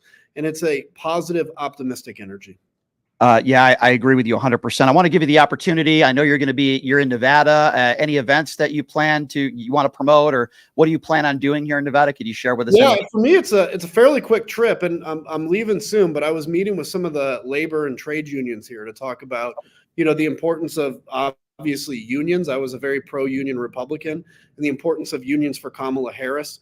And so I expect I'll probably be back in Nevada in the next week or two anyway, because I'm going to be traveling around a lot. Cool. You guys are important, by the way. Well, I appreciate that. I try to, I'm very anti-Donald Trump, but I'm an independent and I care about our democracy just as much as you do. And before you let you go, I just want to say this. I appreciate you for what you've done. We need people like you and Liz Cheney. While we might not agree on everything, if Donald Trump does lose in November, make no mistake about it, it's going to be in part because of people like you and Liz Cheney. So I have a ton of admiration for you. You have a lot of courage. You have a beautiful family. Please keep up the great work. We need more people like you in this country, my friend. And Mr. Kinzinger, I appreciate you coming on. Love to have you on again before the elections. Thank you. Yeah, I'd love to. God bless you, man. Appreciate it. Thanks, everybody. And I'm looking forward to coming back. Appreciate it. Thank you, Mr. Kinzinger. That's Adam Kinzinger, everybody. Former rep, great guy. I genuinely mean everything I just said about him. I have a lot of admiration for him. I have a ton of respect for him. Again, when you're willing to put your country before your party, you are a hero. You are a true patriot. Donald Trump calls the patriots the people who stormed the Capitol. No, Adam Kinzinger is a patriot. All right, before we go, please check out my website, pushingthelimits.live. It's pushingthelimits.live. This is an independently owned radio show. To keep the lights on, we need people like you to support what we do. Pushingthelimits.live. We sell merchandise up there, shirts, hats, beanies. But if you don't want to buy merchandise, we have a donate button. Takes 2 minutes of your time right on the front page at pushingthelimits.live. And we appreciate anything you can do. Boy, do we have a big debate coming up on Monday. I'm wondering if I should keep this a secret. All right, I won't. His name is Tom Rentz. He is a far-right MAGA supporter, a popular figure, an attorney, and he is going to be debating us first thing on Monday. You're not going to want to miss it. Plenty of more special guests joining us next week. We appreciate Adam Kinzinger and Bernie Sanders for joining us on the show today. Check out my YouTube at PTL Radio Show and X at PTL Radio Show. Enjoy your weekend, everybody. We will see you on Monday. Have a great day. Brian Shapiro, you're an idiot, but I love you. Hi, Doug Basham here, and first I'd like to thank my good friend and colleague Brian Shapiro for letting me tell you on his show that we are coming back. Beginning on Monday, October the 7th, I'll be back on in my original time slot, 11 a.m. to 12 noon Pacific time. That's the hour right before Brian. So, 1 hour of me, 2 hours of Brian. Does it get any better than that? I think not. So join me starting this Monday, October the 7th, Monday through Friday from 11 a.m. to 12 noon Pacific, right here on KSHP. Or if you'd like to watch the show, go to my website, DougBasham.com, and click on the YouTube link. Either way, be there. In these uncertain times, we need a leader who puts policy over politics. I'm Ron Quince. I am beyond the bickering and what we see today. I am running to fight for your values, faith, family, and freedom. Ron Quince stands for safe borders, lower taxes, and lower prices. Let's take our country back, one community, one vote at a time. I am Ron Quince, and I'm asking for your vote because every vote matters. I am Ron Quince, and I approve this message.